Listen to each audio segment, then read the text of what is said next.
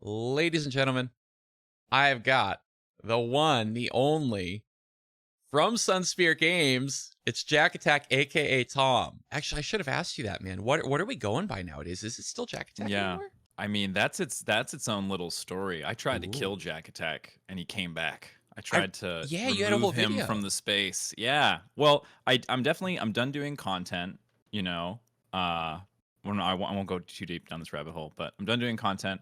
I tried to like move the JaKaTaK name behind and just be like, my name is Tom and I work at this company and I'm professional. Yeah. And then everyone was just like, "Wait, who are you? Oh, you should have told me that you were JaKaTaK before." And it just kept happening. I So was like, funny. "Okay, it's at this point, You're it's me. stuck. Yeah, yeah, I yeah. am JaKaTaK. Yeah. There's no separating it."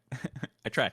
Is what it is. Well, hey, I mean, it was an interesting experiment, right? And Yep, and who knows? In the future, maybe being Tom from SunSpear will overtake being JaKaTaK. Who knows? You're possibly. making big moves.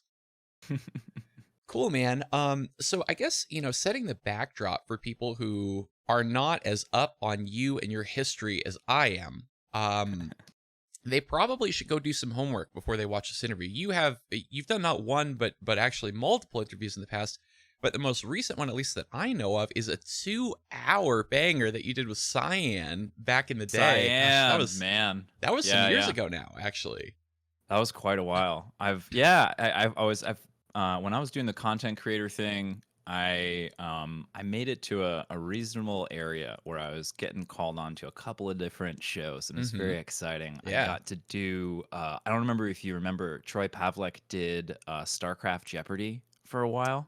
Oh, I don't remember this actually. Oh man, it was great because I think he's moved on to another industry, but Troy Hmm. Pavlik was this StarCraft 2 influencer back in the day. Yeah. And yeah, and he did Jeopardy and I got on there and I like always remember that like Penguin defeated me and that he went on to win like 8 in a row and Oh just was man, not defeated. I was like, "Oh, if I could have just gotten that one question right about the mothership core, it would brutal. have nailed it." So Yeah. tough, man. Yeah, Final Jeopardy was what unit in StarCraft 2 has the most energy, and it was at the time the Mothership Core because it had 3 spells that all cost 100. I guessed Yep. Raven. I lost everything. Unfortunate, man. Mm, Yeah, so I do want to refer people back to that interview because there's a lot to cover. I mean, that's 2 hours worth of history. You discuss working for numerous different organizations and the different things you're thinking at the time and what you thought, kind of your life direction would be, or, hey, here's like I'm gonna run this 2-year experiment, see what happens. You're thinking all these things. mm. If there's anything, that you feel like, so obviously, today we're gonna be talking about a lot of SunSpear stuff, a lot of things around Immortal Gates of Fire, and just, how you met everybody and, the different projects you've done over these years. There's like so much to cover here. Um, but if there's anything that you feel like you want to reference back or kind of like give sort of like, it's so hard to summarize all of your origins at RTS and all these things, right? But if there's anything that you feel like you want to kind of, put out there as like a backdrop, Mhm. we could do that first, or I can kind of just jump into more of the current stuff. Yeah, well, I've been doing a lot of meetings with investors and publishers. It's Hmm. very good and very exciting. Yeah, And one of those things where is I do have to condense my entire life story into a short amount of time. So we'll amazing. see. You're We'll already see good at how it this. goes. Yeah, I'm in. So here's the story. Here's the brief story. 2012, I decided to sell everything that I owned, multiple musical instruments, my car. I started walking to a pizza place and working from there because it was more profitable than driving. And I needed to sell my car. I moved across the country to move in with my girlfriend, and I made content for a year. I streamed every single day for a year, uh, with no exception. Oh, with 3 exceptions because my graphics card died. So there were Oh 3 days no. where it was gone. But yeah, I sold everything. I moved across, and I was focused on 2 things. I was focused on hotkeys and controls, Yep. with the core, and I was focused on the new player experience and trying to figure out why I couldn't get my friends to play RTS with me, Hmm. basically.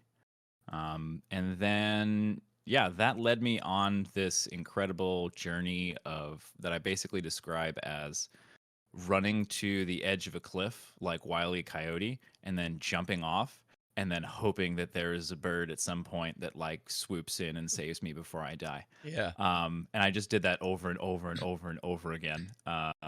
And yeah, eventually that led me to SunSpear, and that led me to full time making a video game for my day to day life, which is absurd. Which is so cool, whew, man. And so just, so people understand the gravity here. How many years now has it been that you've been in this mode of I'm going to run headlong off the cliff and just hope that there's going to be some ground out there somewhere in the empty air? Almost 10 years. Almost 10 years. I wouldn't say that I was in full that mode in 2011. 2011 was where I got the inspiration to that, like, controls in RTS could be way, way, way better than they are. Yeah. Because Liquid Noni at the time, or Liquid Tyler, changed one of his hotkeys from like one of his control groups from a number to a letter, and that just like broke my brain. I was like, yeah, wait a minute, you can could do that? Wait, yeah, maybe we need to think, what if we're doing this all wrong? What if there are fundamental ways where we're fucking this up? Yeah. And turns out there were. We were, yeah. And yeah, and so now we're, I take that knowledge and I put it into the design of Immortal. And so Immortal's hotkeys are not designed to look pretty. They're designed to feel good. Because ultimately things that look pretty are nice, and they, everyone likes that. But after you're done, the first 10 minutes or so where you're learning the basic controls, or maybe the first hour or two, depending on how good your training systems are, it's like at that point, it's about how it feels. It's not about how it looks. You don't look there anymore. You spend such a small amount of time looking there that, like, it doesn't need to be pretty. Yeah, that totally makes sense. Very, very cool.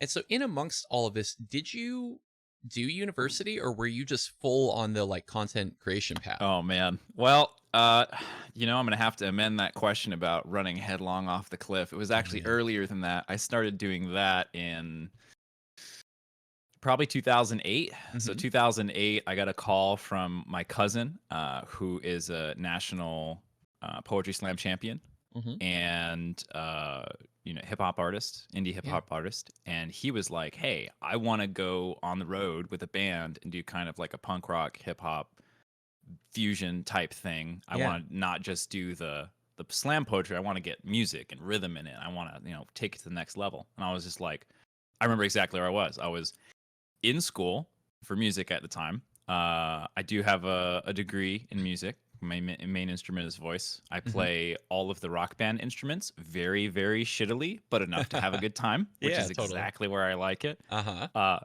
as far as voice goes, I went super, super hard on that. And yeah, I was on the lawn of the college center just hanging out, and I got the call and I picked it up, and I was just like, yeah, of course I want to go on tour with you, big cousin Jared. You're so cool and awesome, and I'm just a little noob. Like, please take me along on your adventure. Yeah. And so I did finish my degree, but I started doing full-time tour in music for the last 2 years of college, basically. So I was doing college, I was doing full-time touring with the band for the summer and the winter breaks. And then I was also in a number of other performing ensembles. I was music stacked every day of my life, kind of like I'm gaming stacked now. So it's sort of a personality thing. I did nothing but music for a really, really long time, and then ultimately transitioned out of that because I didn't like the marketing aspect of it. Which is a little naive of me, I think. I probably should have kept going, but I was very stubborn and idealistic as a 20-something-year-old, and I was just like, no, this advertisement thing is bad, and I'm not going to participate in bad things. This needs to be about the art. It needs to be pure. And it's like, okay, young Tom, yes, those things are partially true, and there are realities that exist. You have to market. Yeah, it's interesting, right? That I feel like that's a line that a lot of people who are artistically inclined or make content, or, I mean, I guess making games is sort of a form of making content. It's a little different in how it's packaged, and it's less of like a grind, I guess, and more of a grind in other ways. But I guess like there's at some point a finished thing, right? It's not like when I turn on a stream and it's like I either did work that day or I didn't. There's nothing that like keeps going. Whereas if you make a game, there's kind of some momentum there, maybe. But either way, right? Like I guess, you end up in this thing of like, well, I want the art to speak for itself and I want for people to love the art because it's good, but also if, the whatever the Walmart across the street equivalent is of whatever kind of art I'm making, if they're broadcasting it really loud, right? Like, and they've convinced the masses that their thing is awesome, well, I don't have the eyes on my art, actually. Yeah. Yeah. Well, and it's ultimately about scale, because when you're an individual, you don't have the advantages of scale. You don't have the Hmm. disadvantages either. But True. you don't have the advantages. Like, the best video that I've ever made, in my opinion, is that basics video on the Immortal YouTube channel. And Mm. that was a team effort of like 7 or 8 different people, you Yeah. know? And so when you have those kind of skills, it's like, okay, I can just do what I'm really good at. And the stuff that I'm normally would have to, like, okay, I can kind of video edit, I can Mm. kind of frame shots, I can kind of tell the story here. Like, we have experts in each field that sort of cover each other's weaknesses. Yeah. And then we can make really cool shit. And the most exciting part is I don't have to do most of it. It's Yeah, just yeah, sort of yeah. like I get to do my part, and then I have this team of people that I trust, and they nail their part, Hmm. and we move it forward. So it's this very it's like it's very much still like being a content creator in a major way, Hmm. especially with Yeah. the marketing stuff, because marketing is about making content, right? Making Hmm. images and YouTube videos and answering people's questions and, hooking people into the game, getting them curious about, what they might have fun doing, things like Yeah. that. Yeah, it's so cool. And one of the other really neat things about that is like you're doing just the part that you're like so hyped and passionate about, and it like matches your skill set. It gets you like really, in that mode where you're having fun. I love that. So, all right, let's dive back into the history a little bit of, how Mm. did this sort of, you know, group of people sort of coalesce and form? And I know that it's a long story, and I'm glad because I think it's so interesting, right? So I know, and obviously like I know maybe a little more than I'm going to let on because it's an interview and we want to tell a Yeah, story, right? yeah, yeah, Um, yeah, yeah, for sure. but initially there's sort of working on the core, right? And Mm. and this is at least in my mind, and correct me if I'm wrong, where at least you start to meet other people who eventually coalesce. Is there more before that, or is the core a good starting point? The core is the chronological beginning point. Okay. Um, the core is where I met Coulter. Hmm. Coulter is the director of game for Immortal. Coulter is the octopus. He has to be everywhere and know a little bit about everything all the time, and he's Hmm. balancing all the different priorities of marketing wants this and tech wants that and community wants this, and all these things that we want. He's the nexus hub that says, like, okay, we need units first. I know we really want to switch the minimap size, but we need units first. Yeah. Let's get that second faction in. And so him and I developed the core. Um, and this is a part of the story that I don't know if I always tell. But Coulter and I built the core in 1 month, every single day for 11 hours. So Wow.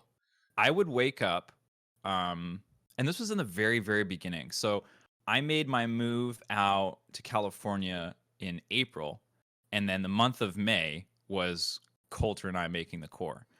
And so, like, while I'm gearing up to go into this full-time content creation mode, I'm also having conversations with Coulter, criticizing Hmm. his layout. He's criticizing my layout. We come to the conclusion that we want to build one together. Hmm. And then I hit the road.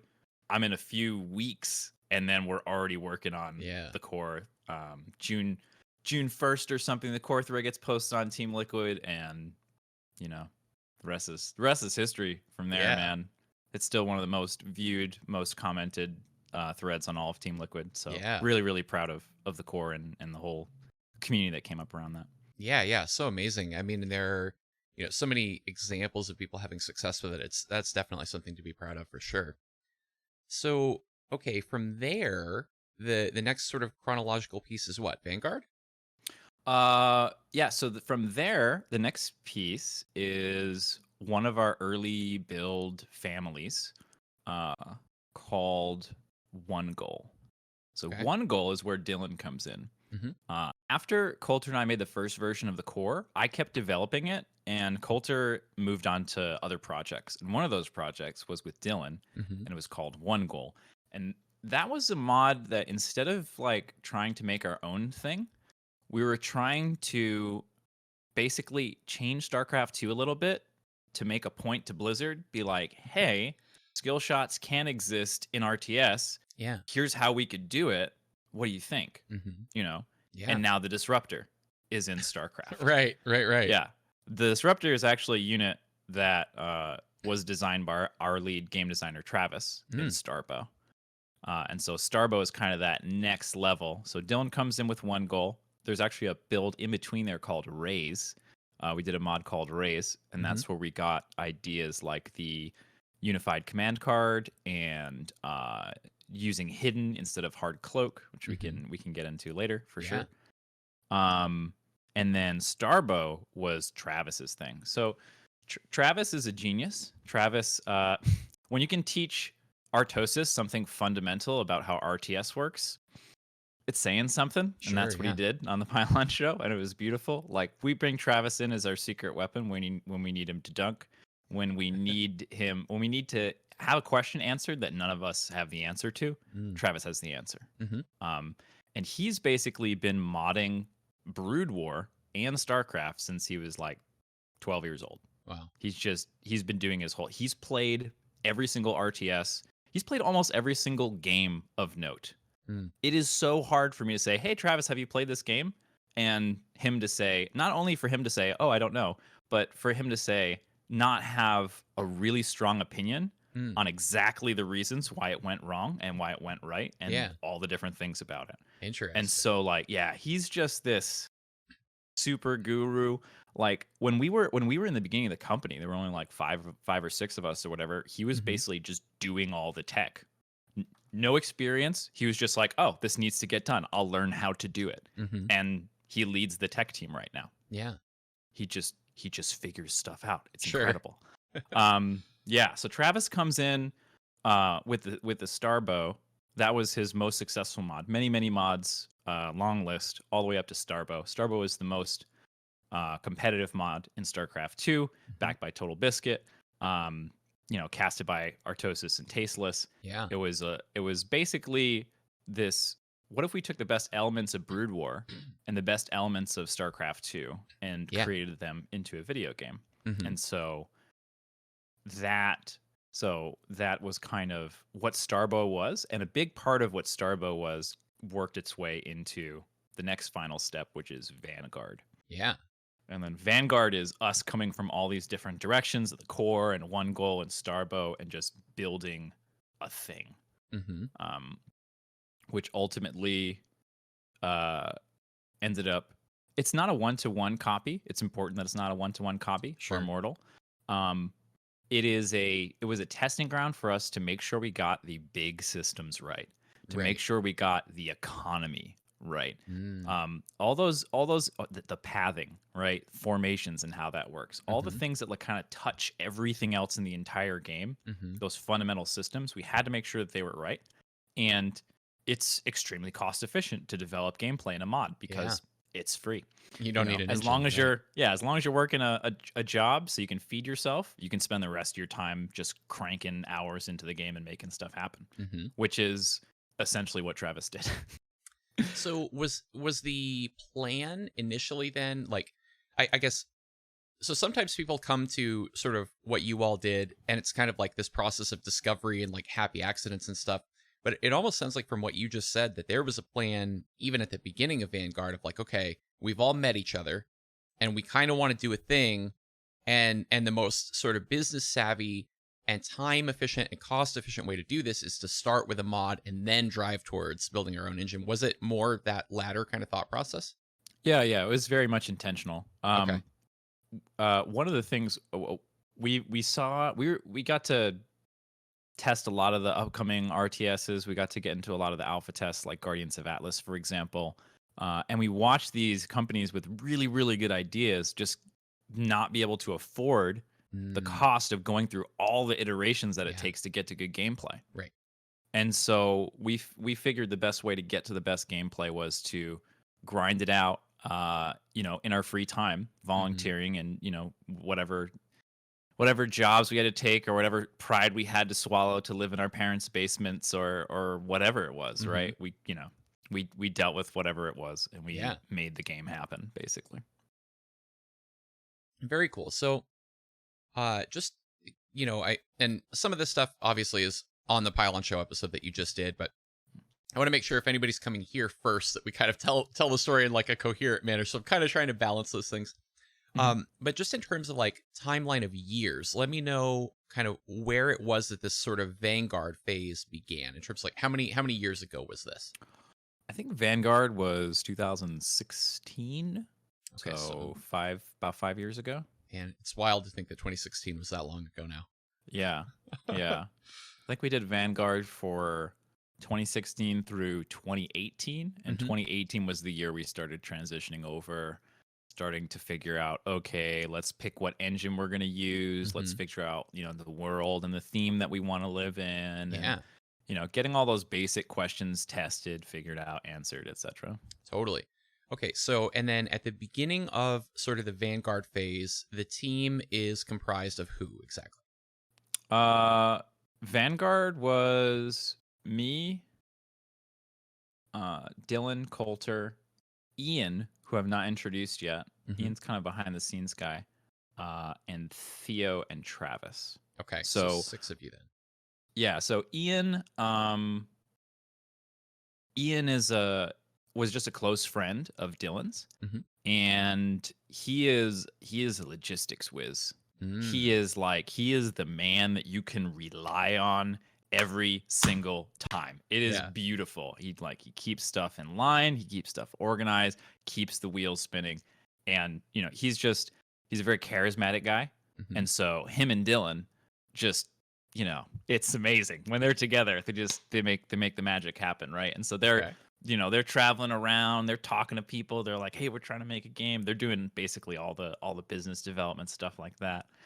And then we had Theo, and Theo was basically our connection into the pro gamer world, which was Mm. really, really important because we had Yeah. to get high level testing on our mod to make Hmm. sure that the gameplay worked at the high level. And so, yeah, we were lucky enough to make that happen. Had the Vanguard Invitational, gathered $5,000 somehow to pay people, prize pool. Very exciting stuff. Um, that was a whole giant disaster because none of us had put on a live event before. Mm.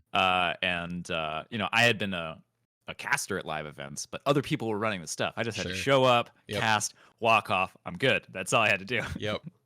So this was like running into audio problems, this, that, and the other thing, all kinds Sure. of new stuff. I was calling all kinds of StarCraft folks, be like, dude, what do we do? The mic, it's not working. They're like you did tournaments, right? Like what are you supposed to do? Um, but we made it. We made it out, and the gameplay was very good. The unit compositions were really varied, which were Mm. kind of a main point that we wanted to make sure was happening at the high level. That there Yeah. were a lot of different uh, viable compositions. And viable immortals. So we had 12 immortals in that build with 6 factions. Hmm. So that also kind of was important for us to test. Like, hey, can we have all these factions? Like, that's Yeah. a lot of factions. Can we do it? And then we're like, okay, test. It's like, did all the immortals get play? No. Did almost all of them get play? Yes. Hmm. Hmm. Okay, we're good enough. Let's go. Yeah. Yeah. So cool, man.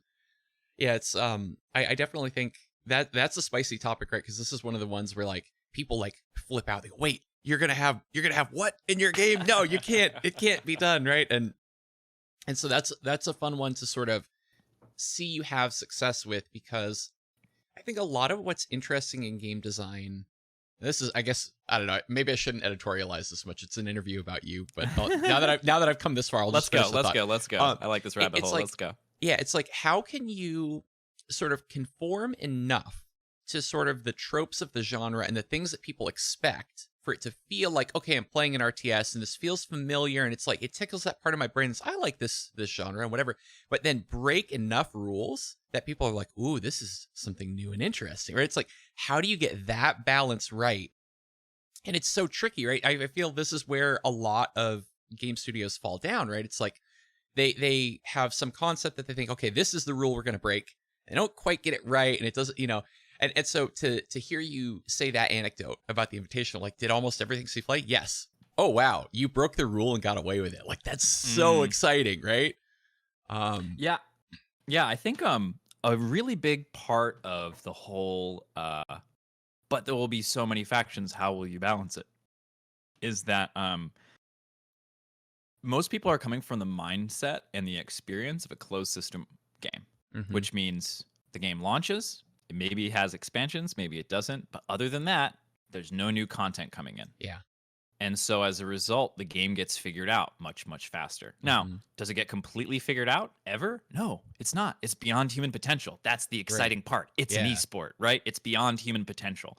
Um, and we can with an open system in this less figured out state where we're coming out with new factions every year, new Mhm. immortals every year.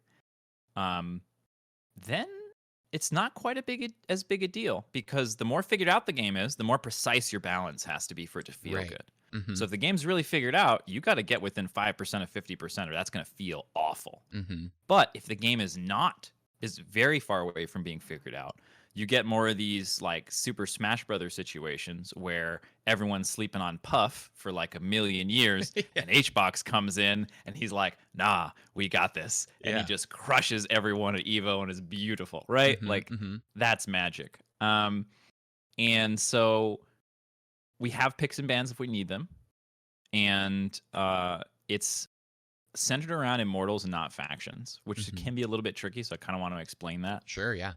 Um, so immortals belong to factions. You can't play like Orzum, who is an immortal, with Aru, which is a faction that is not Orzum's faction. Mhm. Orzum is a Karath immortal and will always be a Karath immortal. Mhm. And so what you ban and what you pick are immortals and not factions. Mm. So there's no banning out a faction, like, oh, I can't play my faction at all. Mhm. Mhm. Unless every single person in the entire game selects your faction, there's nothing left. Right. Um Long term, we plan to have 5 to 7 immortals per faction, so that Mhm. doesn't happen. Sure. In the beginning, it's going to be tough in the beginning, Could and we happen. probably Yeah. won't involve picks and bans until we get a large enough, a sort of critical mass of immortals for people to choose from, Mhm. right? Mhm.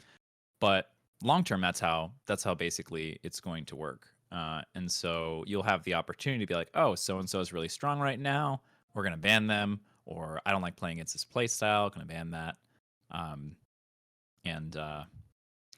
man, I know all the follow-up questions that are going to come from this, and because I've gone through this so many times, that I want to Sure. just keep going, but I also want to let you drive this, so I I mean, think yeah, I'll it's shut up for a bit. honestly, yeah, I'm super chill with the tangents. I find people who give me feedback on these Mm, always say there'll always be something where, like, the guest and I go off on some wild rabbit trail for like 15 minutes, right? And it's mm. always people's favorite part. So anytime you're inclined to do that, it's completely fine.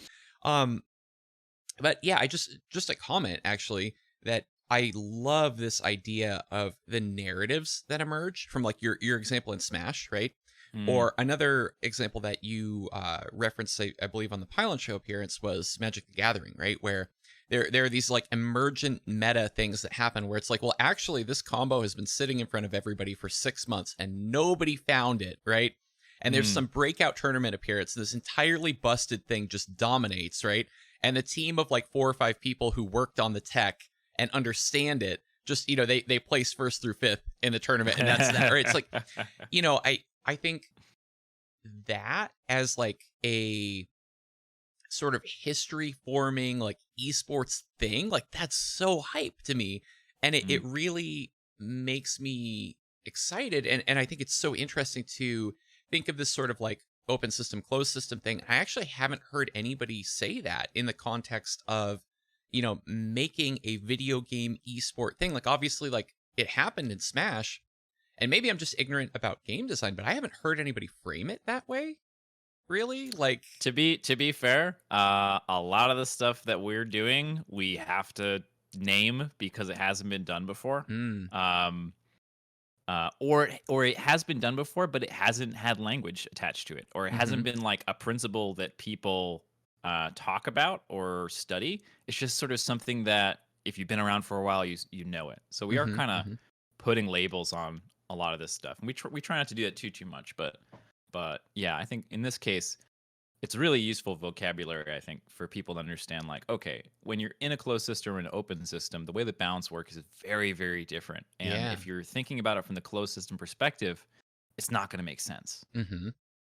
Yeah. What's so interesting about that is like you're right. It feels almost a little bit weird to like let me be authoritative and tell you the term for this. But also, if you're trying to push the envelope in an industry, you have to do that, right? There's this sort of fuzzy, like squiggly concept that you're pointing to in the room as you're talking to your friends, right? And it's like, okay, wait, like we're going back to I keep pointing at that corner of the room as we're talking about, let's just give that thing a name so that we Mm. can reference this moving forward. Like, what if we're at the coffee shop and not in our office? Now I can't point at the corner where that idea lives anymore, right?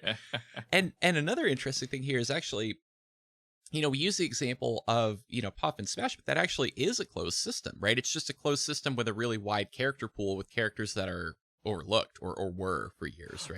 That's true. That's true. Yeah, in that particular example, certainly. But Magic would be a good example of it, of an open system, right? Because new card pools come in and then, busted stuff can happen and be under the radar Yep. and that kind of thing. And like Magic the Gathering is can be a great source of inspiration for us as far as formats and game modes and experimenting in that space. Like maybe we have a format that's just the most recent 3 factions that are Oh, released. yeah. I don't know. Like we're not planning on it, but Sure. It's interesting. maybe we try it out. That's Yeah. cool.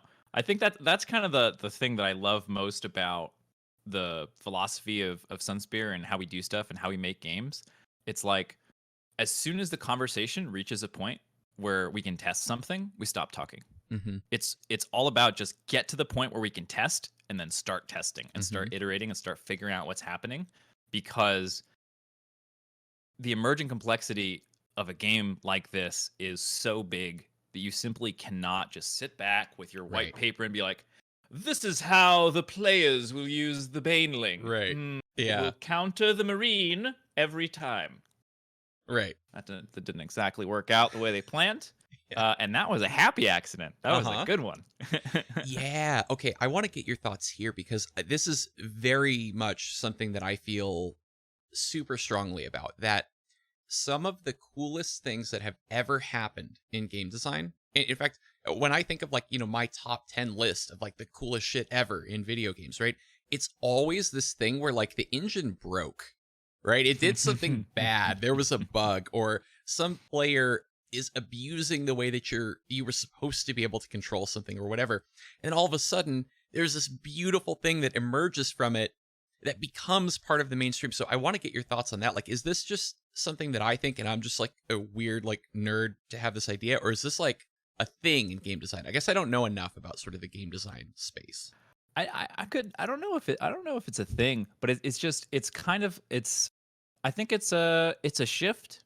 It's a shift in the game environment. I think there are a lot of real big game companies that are disconnected from their fan bases and that have trouble relating and knowing what their fans want, and then end up giving them Diablo Immortal on accident and thinking they're going to be hyped about it at a PC convention, things like that, right? And so we really want to be building all this stuff with the community and working with low level players and high level players alike, talking with people, getting feedback. We want to bring people into our experiments and to help get their data. We're running a tournament right now called Break the Game Weekly, where we ask our players kindly to be as aggressive they can about finding broken strategies so that we can fix them. Yeah. But yeah, it's really great. Yeah, very cool. Let's see. As always, I'm going a million different directions with this conversation. But there's so many like interesting things that I want to just pull on the thread and kind of ask you about. So I guess going back to the timeline, because I feel like if I just start asking you questions about Immortal itself, I'm gonna spend the whole thing and not really tell the whole narrative, right? So when it's this phase of the 6 of you and you're developing Vanguard, like you do the Invitational, did you have in mind a timeline, or was it more exploratory, like let's wait till we feel like we have something and then figure out how to shift into the phase of like having a company, doing a company, all that kind of thing? Yeah. So what we do is basically follow the scientific method Hmm. for uh, for basically applying it to building an esport, which Hmm. is a little bit taboo, right? Because whoa, hold on a sec, making an esport, you Right. can't do that on purpose. All esports are happy accidents Uh-huh. only. Um, and so the truth in that little, hardcore statement there is that it's really, really important to make a game that's fun to play, that people Hmm. want to play. You can't just make an esport.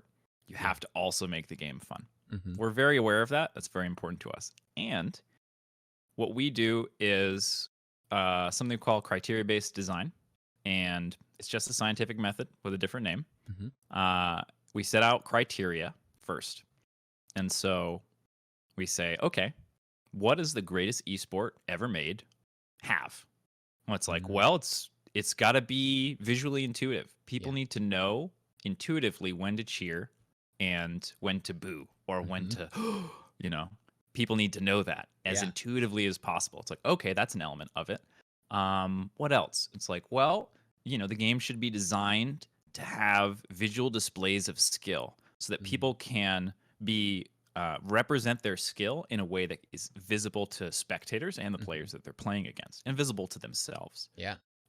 Right? And so we just kept going, and we narrowed it down basically to 10 core criteria that an esport needs to be Mm. successful. One Hmm. of those is be fun gameplay that people like to play in a big casual player base, right? Yeah. That's important. Hmm. Um, and so we said, okay, we're just going to keep experimenting and keep trying build families and economies and weird units and new factions and new immortals and all this stuff until we have it, until Hmm. the gameplay succeeds in fulfilling all the criteria. Yeah. And then we made the company, Hmm. basically. The criteria Awesome. hit, we landed in that last bit, like, okay, we've got the gameplay, we're ready to go. Start incorporate articles of incorporation and all that, fancy legal stuff, become a real company. Um, and then at that point, that's when we really started expanding. Um, we brought in Jamie, who was a worker at Riot, doing basically all the server stuff for them for their tournaments to make sure their tournaments would run and Mm. not get shut down, Yep. and emergency stuff for that. So real useful high level expertise coming in at a very critical time for us. Hmm. And then also we brought in our CEO, Kevin, who is kind of from software industry, kind of from the games industry. He worked at Hmm. Sega, I worked at AMD, a couple of other places. Yeah. And that was the professionalizing of SunSpear. That was when Kevin came in, it was like, okay, kids, this is how you do business. And they were Yeah. like, oh, and we're just like, yeah, we need a process for that. Yeah, we got to be thinking about scalability. Yeah, we Hmm. need better documentation. We need better systems. We need, all these Yeah. things that we're, learning about the logistics of running an actual business and not Hmm. just being your own boss as a content creator. Right. Okay, so let's rewind a second because you glossed over some stuff that Sure. I know was hard for you, right? Because I come from like the software startup world, right? Mm. You kind of just said, oh, we wrote up the articles of incorporation, became a real company. Okay, let's rewind. So you're six dudes who just, like you said, swallowed your pride, did whatever you had to do, worked whatever job, live in your parents' basement, this, that, the other thing. You get your gameplay to where you're like, I have something compelling and I'm ready to go, right? Mm. And then you decide to have a company, right? And so this is where like sort of the bad version of this is, oh well, the six of us have an agreement that we mutually own this thing and we're just going to do it and whatever. Nobody writes any paperwork and like so was it that initially, or did you say, okay, like somebody's going to hop on Google and figure out how to form a company and figure out, okay, here's this percent of ownership goes to whoever and you're going to have this title, and like how did that go? Yeah, so I'm not gonna have a good answer for you on this one, Okay. because I'm technically not a founder. So Oh. I wasn't part of when SunSpear was getting started. I was always kind of like a satellite. Mm. I was like doing the content creation thing full time. That's taken up all my time, and on the side doing videos for Raze, or on the side doing videos for Vanguard, or whatever it was. Just Yeah. whenever I had time within my content creation schedule, I would just basically, Vanguard and the other mods would just eat up a little bit more and a little bit more of my time over time. But I only jumped on board full time in 2020. Okay. Everything else for me, that was just like, SunSpear was, even before it was SunSpear, it was just a constant thing that was always sort of around in my life that I spent some amount of time doing. Yeah. But it was Ian, it was Coulter, and Dylan who ultimately did the incorporation, all the paperwork, and getting all this stuff aligned and trying to do it by the book and get it right. The thing that's crazy about this team is, especially the founders, is their ability to learn new skill sets is absurd. Just it's frightening, and I'm honored to be among them, kind of a feel, Yeah. It's just like, oh, I need to learn how to do a startup. Okay, I'm gonna read all these books and learn all these things, and then Right. just Coulter's just sitting there telling me all these things that we need to be doing and why we need to be doing them, and I'm like, oh, yeah, that all makes sense. That's Yeah. great. Thank you for learning this new skill, Travis. He's like, oh, I'm not a coder, but I mean, it's logic. I'll figure it out. And now he's coding. It's so, like, basically anything that we've needed to do, we've either learned, most of the time, especially during like the time where there's only a few of us, it was just, you just learn it. Yeah. You just figure it out. Someone's got to do it, and it's going to be you. And there's a lot of the founders have been at this for a long time, and have been every waking moment of their life for a long time. I only started full time in 2020. So at some point, maybe when we get one of them on here, it'll tell you the story about the incorporation and how all that went, and the difficulties that occur there. Oh, I'm sure there's a story there. Yeah, I would love to do that. Very cool. So, okay, interesting. And yeah, it's I love that you say, okay, we like sat down, and some of us were reading all the books about how do I do it, right? Because for me, I have also read all the books, because I've been in that world for a long time, right? And so I look at what you all are doing and the way you're doing it, and I see it, right? I'm like, I know that you also have that thing in your brain that I have in my brain about this is how to, do things on not enough time, not enough money, not enough people, right? How do I actually get shit done, right? And so I'm looking at it, and I'm like, I knew somebody somewhere within SunSpear had read up on this or had some experience or whatever. Like, it's really interesting to hear that kind of that's why. Because I've been seeing it, right? I've been seeing it now for some time, obviously from a distance. Like, okay, these guys get it. Like, the process is there. And I think it's really, really starting to show in some of the things that you all have released publicly, where it's like, wait, how many people built this?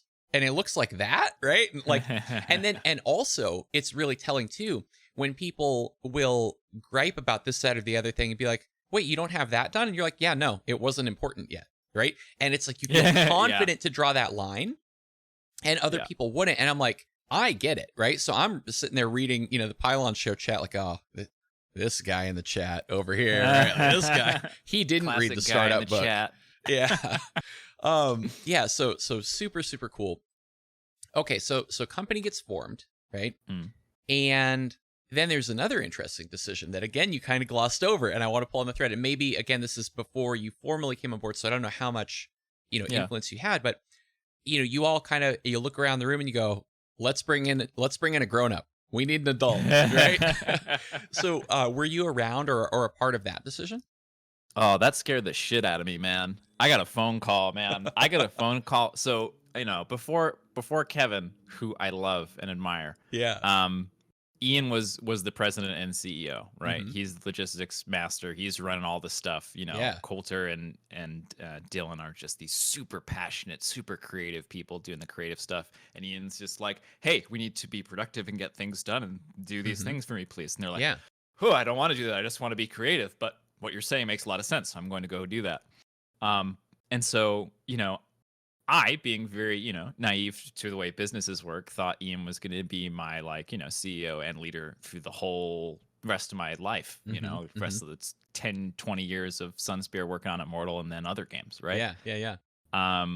And so like when I got the call that was like, hey, we're going to have a new CEO, I was just like, ooh, who is this? I don't know them. It's just like, I've never talked to them. Now they're just going to be a CEO of this thing that I really care about and then I want to work out. And I was very much still a satellite at that point. And so I was like, Mm. okay, like, how is he? Just asking tons of questions. And they're like, Tom, we're good. This guy's awesome. You're going to love him. Let me tell you all about him. And, Kevin is phenomenal, man. Kevin is just a human being that I aspire to be more like. And it's so good to have a leader that you appreciate, not just for their business savvy and their effectiveness, but also for their heart and for their, self-discipline. The dude is a machine. You'll never know how old he is. You'll never know. You'll never know. He's so fit. It's absurd. It's like, I Really? want to be half that fit when I'm his age. Yeah. Yeah, Yeah. He's just a machine, man. He's a machine. I always I've had that thought too of like, you see somebody like, for me it's always like, I'll be driving somewhere, right? And there's like an older dude on the side of the road just like running shirtless and he's just jacked. I'm like, holy shit, I want to be that when I grow up, right? Like I know what you mean. It's like, can I just still be like with it, smart and busting ass, working hard on stuff and like fit and like just living, right? Like that's what I want to be when I'm an adult. Yeah, there was a fun quote on tweet. Let's see if I can remember it. It was something like, the folks who are like saying like, just wait till you get older, they're never fit. Yeah, it's true. Not a one of them. And I totally, as a kid, I totally bought that. I was just like, oh, yeah, when you get older, you just get out of shape. You can't help it. That's just how it goes. And then I was just like slowly, broke down that. I was like, oh wait, no, there are choices. You can just no, you don't have to do it the way that everyone's telling you. Okay, I like that. Let's go. Yeah, okay, this is an interesting thread too. So you're in this mode, right? Everybody's working hard. You're trying to make a game.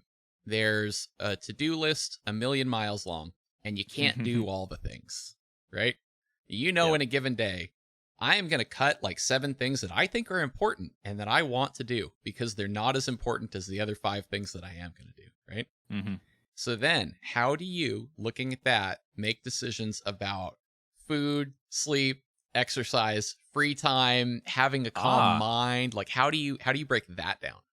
So, taking care of yourself is the absolute number one most important thing you can do to contribute to the value of any company that you're a part of. If you are not taking care of yourself, you're not an effective worker. You're not going to get the great ideas that you're going to come up with. You're going to get half of them. It's just not going to work. Yeah. Sacrificing your physical health and sleep, like crunch culture, all that stuff, is awful. It doesn't actually work. It just makes people feel like it's working. If you look at the data on the other end of it, you don't get more output. There's only so much you can squeeze out of a human being, right? And you probably shouldn't squeeze that hard because they're a human being. Yeah. So yeah, that's my philosophy on that, man. I have had chronic back pain since I was 12. Wow. Because my spine is not aligned the way it's supposed to be, or it wasn't. It's much better now. Yeah. And so it's always been not just important, but necessary for me to stretch every day, to work out, to, optimize my sleep and my health. If I don't get sleep, like, it's really tough for me to do any thinking because I just feel my back. It's just there all the time. And so, like, I have to do it, right? So it was just a thing of circumstance that I got pushed into. Yeah. And and I still have the same shit that everybody else has. Like, I get off the wagon and I'm like, oh man, I should have been stretching and I should have been, and then then I get the feedback and it's like, oh yep, I can't get away with that. I'm gonna have to do it eventually. I may as well do it now. Yeah. Same as everybody else, but my consequences are a little bit harder. So yeah, taking care of yourself is number one. Interesting. Okay, so with I've had to deal with a little bit of back stuff as well. So what all have you done to kind of mitigate and to make that better? Has that just been like stretching? Is it, posture stuff? Have you had to do like strengthening? Like how has that been for you? Yeah, so it's kind of everything. Mm-hmm. So when I was 12, I threw out my back like an Mm-hmm. old man, and I had to lay on a couch for 2 weeks of the summer before I could Wow. comfortably move around again. Um, and since that time, I have tried a bazillion things. Mm, The things that worked are I actually only got into just before leaving to come here. That was mm-hmm. actually one of the more difficult sacrifices that I decided to make. I was in a chiropractic program, the most successful one that I've ever been in. Wow. Yeah. That was really taking the x-rays and doing very precise adjustments and moving me to a particular place and explaining all this stuff to me. Just really, really transparent stuff. Yeah. Awesome place. And I get the phone call that says, hey, move to Oregon, do this full time. And I'm like, Yeah. shit, I'm not gonna be able to finish my back thing. This is the Mm, best thing ever. What am I gonna yeah. do? And so I was just like, fuck it. I'm going to just be so on top of my self-care stuff Mm-hmm. that I can, survive without a chiropractor or a physical therapist or a masseuse for however long I need to, more Mm-hmm. or Mm-hmm. less. Um, and so yeah, that's kind of how that went. I think for me, it was ultimately getting a really, really good physical therapist Yeah. that was able to understand and sort of diagnose, like through different exercises and trying different things, like, okay, this problem over here is not a flexibility problem. This is a strength problem. So you need to be Mm, doing this. But yep. this area over here is a flexibility problem. So you need to be doing these exercises. Mm-hmm. And so just, for anyone else who's listening, go see a professional. I know it's what everybody always says, just go do it. Not all of them are great, and you Sure. should be able to figure out pretty quickly when they're not great and sort of Mm-hmm. move on. And that's like, those are tough dice to roll. It's your health. It sucks. And it's the best way I know how to get better. Yeah. So, you know. Well, and yeah, take it from, I think oftentimes young men have a hard time with this, right? I don't need to go to the doctor, I'll be fine, right? And I've, personally very much been down that road, and have really dodged, more than a couple bullets in that regard to where, I do still have some stuff and some consequences from that, Mm. but it did not go nearly as bad as it could have. And so, yeah, anytime I have anybody on who, we sort of graze this topic, I'm like, okay, listen up, dudes. Here's another couple of dudes who have been down this road. Like, go to the freaking doctor. It is okay for you to say you're hurting and go to the doctor. Yeah, Yeah. yeah, and don't lie to the doctor for your ego's sake, Hmm. please. Yeah. Gosh. Yeah. Well, yeah, I'm I fine. It's like, you're right. clearly not fine. He Just needs the truth yeah, to he help wants to you know solve from your problem. yeah, he wants to know from 1 to 10 how bad does it hurt. Don't tell him 3 if it's 7.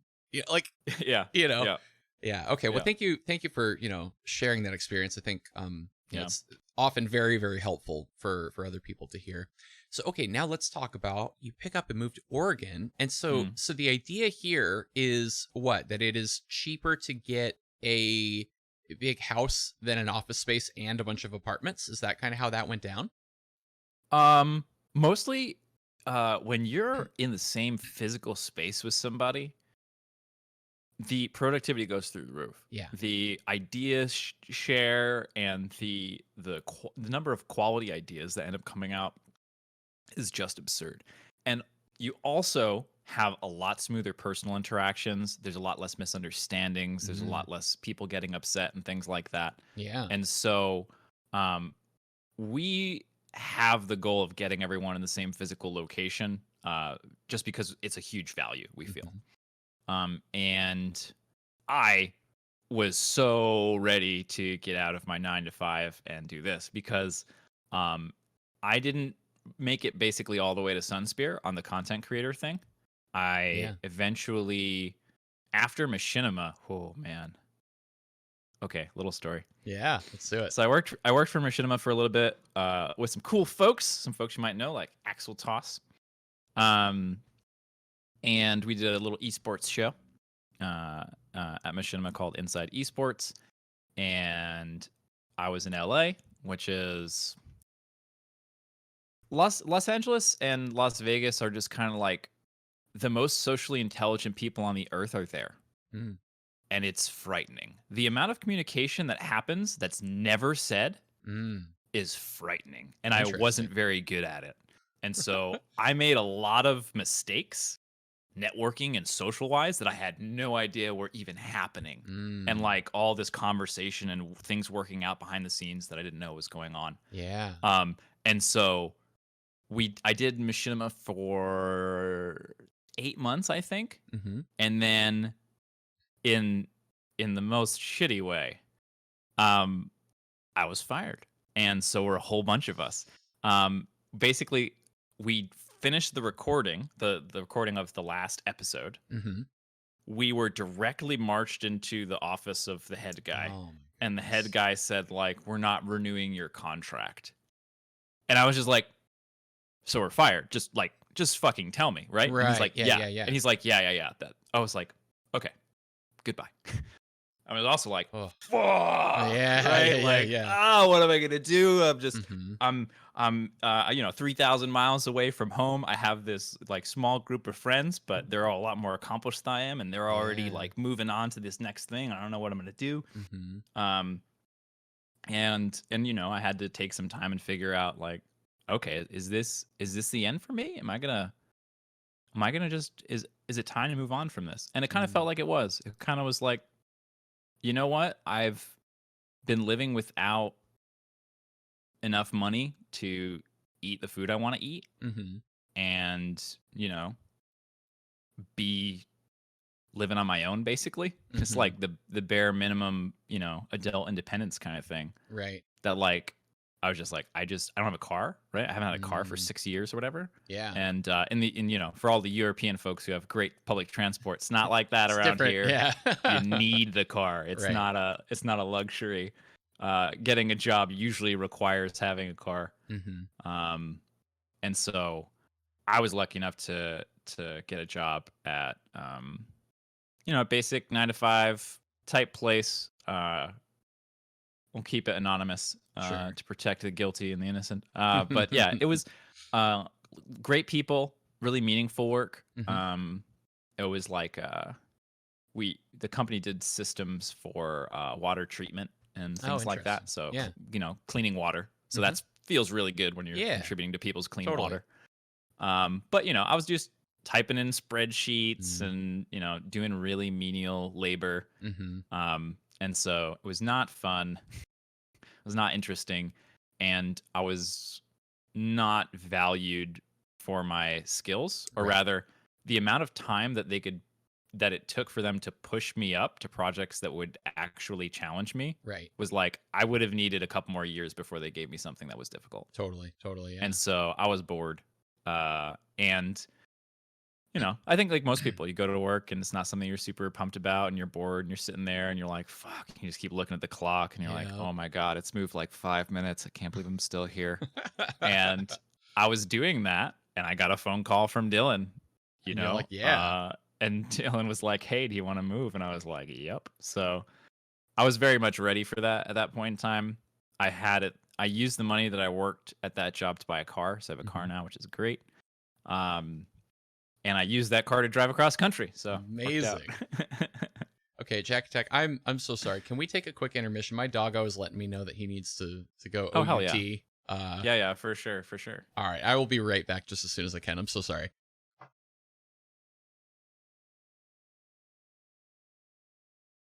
Alrighty, so sorry again to keep you waiting there. He was tapping me with his paw, which is usually a sign that problems are imminent.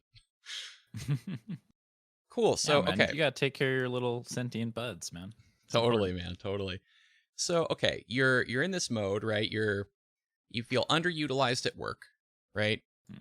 And you're like, it's going to take me how many years before we can ever, get to actually leveraging my skill set here? Like, this is, I got to be out of my mind to stay, kind of thing. Even if you were a little bit bought into the mission of like I'm cleaning water and this is kind of cool and whatever, and then you get the opportunity. Hey, do you want to like just pick up and go again? Now you're back to that like I'm gonna run off the edge of the cliff and see what happens kind of thing, right? Oh yeah. I was so excited to be back into that mode, man. It's just it's it makes me feel alive, and Yeah. it's very risky, and I don't get punished very often, which is not good for me because eventually I will get punished with one of these risks. But Mm. so far, I've been very, very lucky. Yeah, I mean, so actually that's an interesting kind of thing to talk about too, because I almost feel like, you did sort of get burned, right? You're making this content, you care a lot about it, and then it's like, hey, by the way, you're fired. And not even you're fired. I'm not going to say to you you're fired. I'm going to say we're not renewing your contract, which it sounds like that did kind of bug you, right? Like I think that would bug me too. Yeah, yeah. I was like, Yeah. Let's call this what it is, right? yeah, man. I'm a big proponent of the truth. Not a Mm, big fan of exaggerators and yeah. the like euphemisms. It's like, yeah, not everything's pretty, man. That's Hmm. okay. We can just talk about it straight up. We can Yeah, yeah, face yeah. these things head on. So this is kind of another interesting. Boy, you're really setting me up. You've been getting interviewed a lot, I can tell. So you definitely have this sort of culture in your company and in this sort of creative group that you're a part of around candor and around let's tackle the hard stuff. How did this get started? Is it, was this a trait that you all kind of shared and recognized in one another and said, yeah, we're going to explicitly call this out, this is important? Did it develop over time? Is it because you're living in a house together? Like, how did that sort of form? How do you think about that? Um, being transparent is basically just our reaction to the amount of suit talk and like Mm, marketing PR BS that yeah. I think people are done with. Hmm. I think we're ready to start moving on. I think the human population is getting smarter and they're done with these like band-aidy PR answers that don't say anything and basically Yeah. just waste their time, right? Like some of these posts are just like 4 or 5 paragraphs just to hide the one bit of like Uh-huh. not great information that they have to communicate, but they Hmm. really don't want to. It's just like, hey guys, this is a really shitty thing. We didn't want this to happen, and it happened. Yeah. We're working on it. Here's what we're doing, and we're going to keep you up to date as we go. I think like it's ultimately about trusting your community to give you the benefit of the doubt Hmm. and just be like, okay, yeah. And if I feel like if you're straight up with people most of the time, if you can do things like disagree respectfully and if you can do things like admit when you're wrong and Mm, change your mind in the middle of a discussion, that gives people a lot of trust. yeah. That gives it that creates this place where it's like, oh, okay, oh, they're actually listening. They're not like, this is we're listening. We say these things. We say these things because we're not doing them, right? We say these Yeah. things like people who will say attributes of themselves, right? They're like, I'm very smart. It's just like, did you have to say it? If you had to say it, maybe you're telling yourself more than you're telling everyone else in the room, Yeah. right? By the way, what's that guy? Hi. Um, we all have lots of personal development to do on our path here. Yeah, sure. But yeah, yeah. Very cool. Yeah, it's so interesting. I feel like this really starts to touch now on the things that I'm really passionate about, because you're talking now more about something even bigger than changing the way that the gaming industry works, but you're talking about changing the way we interact with one another, right? Like, and some of the stuff you're doing in terms of community building, like, hey, we could welcome you into the fold of our development process if you hang out in our Discord and be a decent human being and demonstrate to us these values, right? Like, that is so interesting and so much better and cooler than, oh yeah, put your email into this thing. In exchange for us spamming you, we're going to enter you into a lottery and you might get an alpha code. Like, those are two very different approaches, right? And I love the way, the angle that you all have taken. And it's a lot more work intensive, right?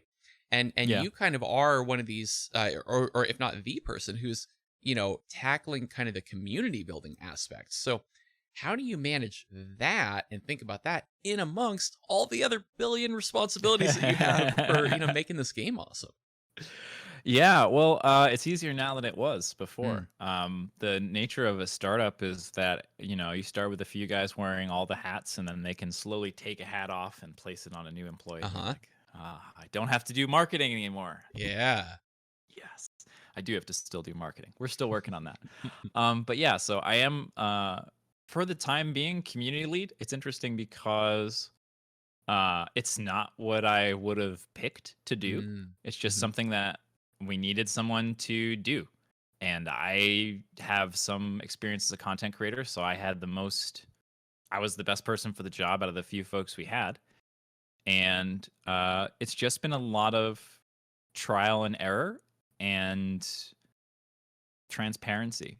I mean, Yeah. like that's the cool part about it, because like when we get more funding, we're going to hire a lot more professionals that have a lot more experience. We're going to draw Mhm. from them, just like that we were able to learn and grow from Kevin.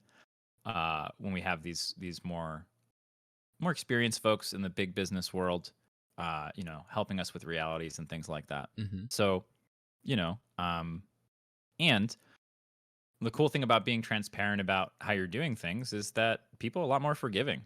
And it's just Mm. like there was an issue the other day where some guy was being rude.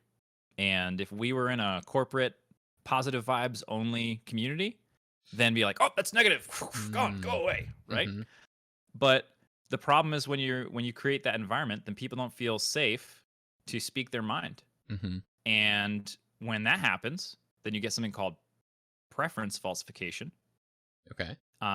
And people will hide how they really feel about things. Ah, I see. And when that happens, then all your data's bad. Now Mm. you don't know what parts of the game to focus on. You don't know what the Yeah. community cares about because they're all afraid to say anything that's negative.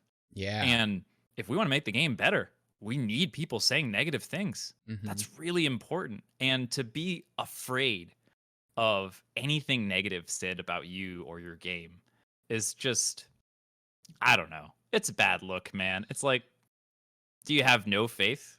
Do you have no faith in yourselves or the Mm. product that you're making? It's like Mhm. Mortal's gonna be nuts, man. We're doing crazy shit. We're changing the game, and it's really really exciting. Mhm. And one of the things that's a big part of that is the community. And so w- I don't know that we're gonna have any community managers. I think Mm. the idea of someone who manages a community is just, it's totally the wrong idea. A community isn't something that you manage. It's something that you grow. It's something that you invest in. It's something that you empower, right? Mhm. Um, and it's something you design, right? And so our Discord server is a video game, and right now I'm the main designer, and so I have some choices about different things that I can do that are increase or decrease the frictions of particular activities. Mm. And so, depending on how I organize the channels and what behaviors we reward or punish, Mhm. that's going to create the environment. Yeah. And so, from a very, very early on stage, we set our community values down, which number one is respect, and then openness and honesty after that. And so, if you can be respectful, that's great. Then you can be a decent human being in the environment. You're not a net negative. You're at least neutral if you're respectful, right? And then if you can be open to other perspectives, now you're a net positive. Yeah. If you can be honest, that's really, really important. Being honest, then we're getting good data. Then we're Mhm. getting people's real opinions about what's actually going on, and then we can do the best that we can. It's no preference falsification. Yeah. And so when someone comes in with negative criticism that's harsh, Mhm. you come in and you say, "Okay, here are my points of agreement. Like, these things suck. Strong agree, right? Yeah. This thing, I actually don't think that sucks. We can have a discussion about it. I think it's actually got some value for these reasons." Mhm. And we talk to people. Yeah. We Yeah. just Yeah. have discussions, and a lot of times we end up repeating ourselves, so going in the same spot. But it's a useful exercise because we're learning about all the different problems that are going to occur. In the same Mhm. way that when you have a big player base, they'll point out all the problems in your game. If you have a big base of folks in your community, they'll be running into more problems, and they'll be catching more of your typos on social media and all this other stuff. Which is great, which is Yeah. so good. We have this system. And one of the one of the main things that we did to create the community that we have now is we created a class of a role in Discord called the Harbinger. Mhm. And Harbingers are people who are examples, who are people who are living the SunSpear community values. Mm. And we we don't encourage people to push for Harbinger. We don't encourage Mm, we don't really talk about it very much at all for that reason, yeah. because we don't want people to go in and not be themselves, preference falsify just so they can become a Harbinger, Right. right? Right. We don't want someone coming in and being like, "Oh, I'll just be super positive, I'll get Harbinger." It's like, no. We want the truth. We Yeah. want what you're really thinking about, and we want the negative stuff as much as we want the positive stuff. Hmm. Just don't be a dick about it. Yeah. Yeah. We're not asking for a whole lot. Yeah. Yeah. Interesting. So I've actually given this a lot of thought, not in the context of this much harder problem that you're talking about of raising up and leading and designing a community around a game and a discord and such, but in a much scoped down version around sort of Twitch culture and doing kind of the same thing on a channel basis, which is smaller and a little bit less sort of number of people coming through the door kind of thing. Hmm. But there is this problem that exists where you sort of bestow this designation upon a human, right? You're a moderator, you're a VIP in this channel, right? And then an interesting thing can happen because sometimes that human, being a human, does some stuff that doesn't quite align with your values, right? And now you have this weird thing because the person has this badge, and the badge says, I co-signed you, right? I approve of you and the things that you do. But now you just did a thing that I don't approve of, right? Mm-hmm. And it feels a little bit like I just did the thing because you're wearing the badge, right? Mm-hmm. How do you think about this one? Yeah, so this is definitely a thing. The cool thing about it is that most of the time, when you give someone a responsibility, Mm, especially if they're not expecting it, they're like, "Oh, oh, oh, yes. okay, Yes. all right, I'm a harbinger. I'm an example. Okay, okay, all right, I'm gonna be a good example. Okay, Yeah. cool. Most of the time that's what people's reactions are. Most of the Hmm. time, like, there's so little encouragement in the world. There's Mm, all this like, you can't do this and you won't amount to this. There's all right. this stuff bringing people down that, like, so often you just see a nice guy in the chat be a nice guy in the chat, and you're like, hey man, I really appreciate you doing this. Do you want to keep doing that? Just keep doing it. And they're like, yeah, that's what I do. And it's like, all right, great. We're gonna give you a badge so that people can be more like you. Sound good? Cool. And it's really important to be forgiving and Mm, to hit that 80%, right? yeah. We're not going for 100%. Hmm. We're not looking for 100% perfect humans because they don't exist. They're Hmm. not around. We all have our flaws and our weaknesses and the stuff that we're working on. What we ask for is that harbingers are putting in the effort to be the best that they can be, you know? And that means when someone calls them out on something, they got to be like, okay, yeah, yeah, you know what? That was over the line. That was Mm, disrespectful, and I'm sorry. hmm. You know, and it's so funny because I deal with this quite a bit. I have a decent sample size now. Yeah. It's pretty reliable. The people who honestly and give their heartfelt apologies almost always improve. Mm, They're almost always the people, like yeah. the people that you want to continue to reward. The folks that like you can come out the same energy at different folks, and they'll just be like, sure, all right, fine, I guess I'll just not say anything because it's so crazy to speak around here. I Hmm. guess I'll wait forever. And it's like, I know you're going to be typing in chat in 10 minutes. B, calm down, man. Yeah. Yeah. It's Yeah. okay. It really is not that big of a deal. Hmm. So how do you handle that ladder group then? So you say that, right? And then Mm. like they clearly didn't get the message, right? So then how do you sort of approach it? Like I just banned them, right? Because it's I have lower stakes, right? Like I could throw somebody out of chat and be done with it. But it seems higher stakes for you, right? And it seems almost like you might be willing to incur a little bit more headache, than I would. Yeah, my goal is to create an ecosystem that needs as little moderation as possible, that Mm-hmm. is self moderating as possible, and that's a big part of what the harbingers are for. Mm-hmm. If you have a bunch of people just acting a certain way and it's consistent, Yeah. People will naturally sort of conform to that behavior, and it works out, in my opinion, a lot better than when you tell people to be a certain Yes. way. You Mm-hmm. tell people, or you scold people, or lecture people. It's like, no, no, no, no, no, no. Right. I know that that's what you want to do, but you need to be thinking second order here. You need to be Mm-hmm. thinking, what can I do to make the effect that I want to happen Yes. happen? Uh-huh. You need to take that extra step, because most people are going to react with their midbrain, with their emotions first, Mm-hmm. right?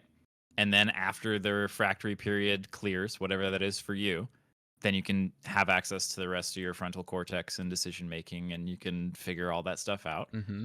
But it's pretty reliable to expect people to react personally and emotionally to everything. Yeah. And so if you can cut that off at the pass, Mm-hmm. and it's just like, okay, if I say it this way, there anything that I say right now, it's very easily going to be turned into something where they feel judged, or they Right. feel like they've done something wrong. And maybe they have, but how are you going to handle that in such a way that they actually change their behavior? And part of it is like, you do your best. Like for me, at this scale, I just have conversations with people. Mm-hmm. I'm just like, yo, call me up. Let's talk.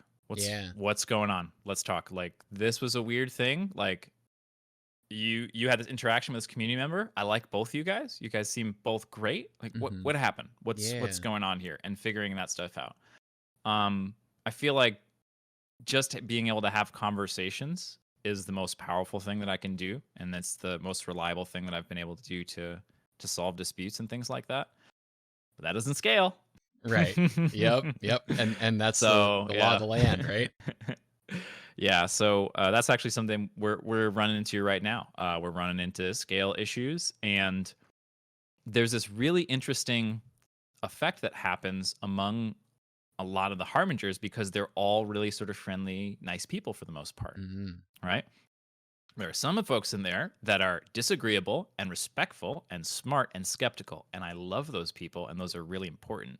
Yeah. But they're not the majority. And so what ends up happening is the people see a small amount of disrespect, and they like jump in. They're like, hey, we said we're not doing that. And I really appreciate the energy. And it's not the way that the problem's going to get solved, right? Mm-hmm. The effect of that is going to be people feel judged. People feel they can't be themselves. They can't be honest, right? Yeah. So that breaks our honesty criteria. So that doesn't work for us. So we really, really want to allow as many people into the environment as possible and give them the tools to succeed in the community and then in their lives. You know, give them tools to have difficult conversations, teach them how to disagree without pissing somebody off. Like, yeah. really good just general life stuff. Yeah. And so some people are just not going to want it. They're not into it, and that's okay. That's totally fine. As long as people aren't causing active harm, no worries. Sure. But we try to solve things as much as we can with conversations. We try to solve things as much as we can with examples of good behavior rather than punishing bad behavior. And you know, we have to scale. So I'm working on systems. I'm working on, you know, standard procedures for, okay, someone comes in with a not safe for work avatar. What do we do? You know, do we give them a warning? Do we kick them immediately? Can we censor it somehow while we're waiting for the response for the warning? All that type of stuff. And, you know, just as more stuff comes up that we have to deal with, that we develop more procedures, we, you know, adjust the ones that are currently in place, etc. Because the really nice guys are really, really sensitive to a little bit of stepping out of line. And you gotta, you know, it's 80%, not 100%, right? You gotta allow that a little bit, allow someone to step out of line a little bit, and give the conversation and the people involved some time to see if they can settle that out themselves. You know, it's kind of very much akin to the way that I grew up versus the way that a lot of my friends grew up. The way I grew up was we played games, and when there was a dispute, we had to figure it out. We had to talk it out. We had to figure it out. There was no adult that was going to come in, and we didn't go run into the house and be like, Mom, he says that he was offsides, but he wasn't offsides. I was not offsides. He was. And, you know, Yeah. no, you figure that shit out, and it Yeah. wasn't always done in a just and fair way, but we Right. figured it out. We figured out a way to make consensus and move forward as little kids, right? Yeah. But a lot of my friends, they were always in this environment where they didn't have to sort out their own issues. There was always an adult to come in and sort it out. Mm. And so I think that's kind of part of it, where they come in, they say, oh, there has to be an authority figure that comes in because there's a problem, and that's how Mm. problems get solved. Mhm. Where we're a lot more hands off. We really want people to get some practice solving their own problems. And a lot of people have to learn things the hard way. So if you just give them straight up consequences, Mhm. or rather, if you allow the consequences of the scenario to play themselves out, Yeah. and Yeah, then you yeah. point it out and you'd be like, look, this is what you did. This is probably the effect you were going with for, right? Mhm. And this is what happened, Yeah. right? That didn't work out. I know that you have a goal here. What are you trying to do? Mhm. And if you can get some alignment on what it is they're trying to say or do or accomplish, then you can sort of work towards something that's productive or something that's collaborative. Yeah. Yeah, that's so interesting. I love the thing that you said a bit ago about, let's think second order, right? Hmm. How to rather than saying, "Yes, hello, here are the rules. You need to do this, this, and this," right? Instead, let's guide the culture towards it. I feel like I steal a lot from Neuro here, Oh, where, yeah. he'll do stuff like, rather than address the thing headlong, he's just got a funny overlay that's just perfect for the situation. And now instead of saying, "Hey, guy in the chat, don't do that," right? He'll go into some improv bit tangentially related to whatever guy in the chat just did, that without saying, "Hey, that was stupid," or "Hey, that was rude," or whatever, it calls Hmm. for, kind of still says it, but rather than see Article 2F here in the guidelines, right? Like, because that's not entertaining, right? Hmm. But, Neuro with a cowboy hat popping out of a barrel is entertaining, right? And so now it's like you're doing the thing without doing the thing. And similarly, like, I think to your point, you can have the culture guide itself, right? Once you ramp up a little bit, right? Going back to the Neuro example, he's got a lot of moderators, a lot of VIPs who understand the sort of like 80% shape of what that culture is meant to be, and they can kind of just guide it back onto the rails again in this sort of indirect way without referring to Article 2F of the code of conduct kind of thing. And Yeah. I love that. It feels like it's just easier and it works better, first of all, but it's Yeah. also a lot more human and a lot less like rigid and yucky and corporate. Yeah. Well, it's reasonable for people to follow, right? A lot of Mm-hmm. these 100% zero rules is just like, holy Yeah. crap, man! Like you don't realize the tax that you're putting on people, and especially like a ton of these people, English is not their first language. So Ah, like yep. they're going to make some slip ups that are not, acceptable in the US, but they're Mm. totally normal from where they're from, and they wouldn't hurt Ah. anybody's feelings or anyone at all. Is it their fault that they didn't have that information? It's just like, no. It's just like, well, let's talk to them. Let's say, hey, did you know that this is a thing? And would you mind making some changes while you're here? Yeah. And 99% of the time, they're like, oh, I didn't realize that was okay, cool. I'll back Mm-hmm. off. Or Mm-hmm. sometimes it's like, hey, man, I feel like you're unfairly like boxing me in to this language shape. Mm. In which case, we can have a discussion about it, right? Because there's stuff that's like, okay, not safe for work profile picture. Yep, clean cut. Yep, that's definitely not safe Yeah. for work, right? And then there's like risque cosplay profile picture. It's like, Mm. okay, this is a little different. There's More kind of gray like some area. artistic expression going on. Is that going to feel unfair to the person that we banned for the not safe for work? It's like, okay, well, then we have to put in this little thing that says, like, unless it's a clear, artistic expression or part of, blah, blah, blah, blah, blah, professional activities, then, this is an acceptable, like, side thing, you Mm-hmm. know? Mm-hmm. But you mentioned Neuro. I I wanted Neuro to take over this job, man. He didn't want it. Yeah. But I can yeah, I he's can he's more of imagine. a free spirit. But yeah, man, I want him to take over this job, and I consult with Neuro about a lot of the uh, systems that I'm building in the game, as far as Mm. like meta progressions and levels and borders and achievements and stuff like that, Yeah. and how we can use those to improve player behavior, um, and community stuff. We also have an open moderation channel, just like Neuro's Discord. That's Yeah. 100% like I saw what Neuro was doing. I was like, oh, this is so on brand for SunSpear. This is exactly what we're going for. So yeah, he's much better at all of this than I am, and I'm very lucky to be able to call on him for advice when I'm getting stuck, basically. Yeah, I mean he's been in the deep end of the pool for a while now, so I guess there's some good lessons there. So okay, going back to the we've been talking about the broad, sort of externally facing culture, right? Going back Mm. to like house culture, SunSpear house culture, right? Mm. I want to get a feel for like what is the day in the life, right? So how many of you are actually at, SunSpear headquarters nowadays? Okay, so this is interesting. So we had a headquarters like building for basically we had three properties in Hmm. Southern Oregon. Okay. We've got they all have names.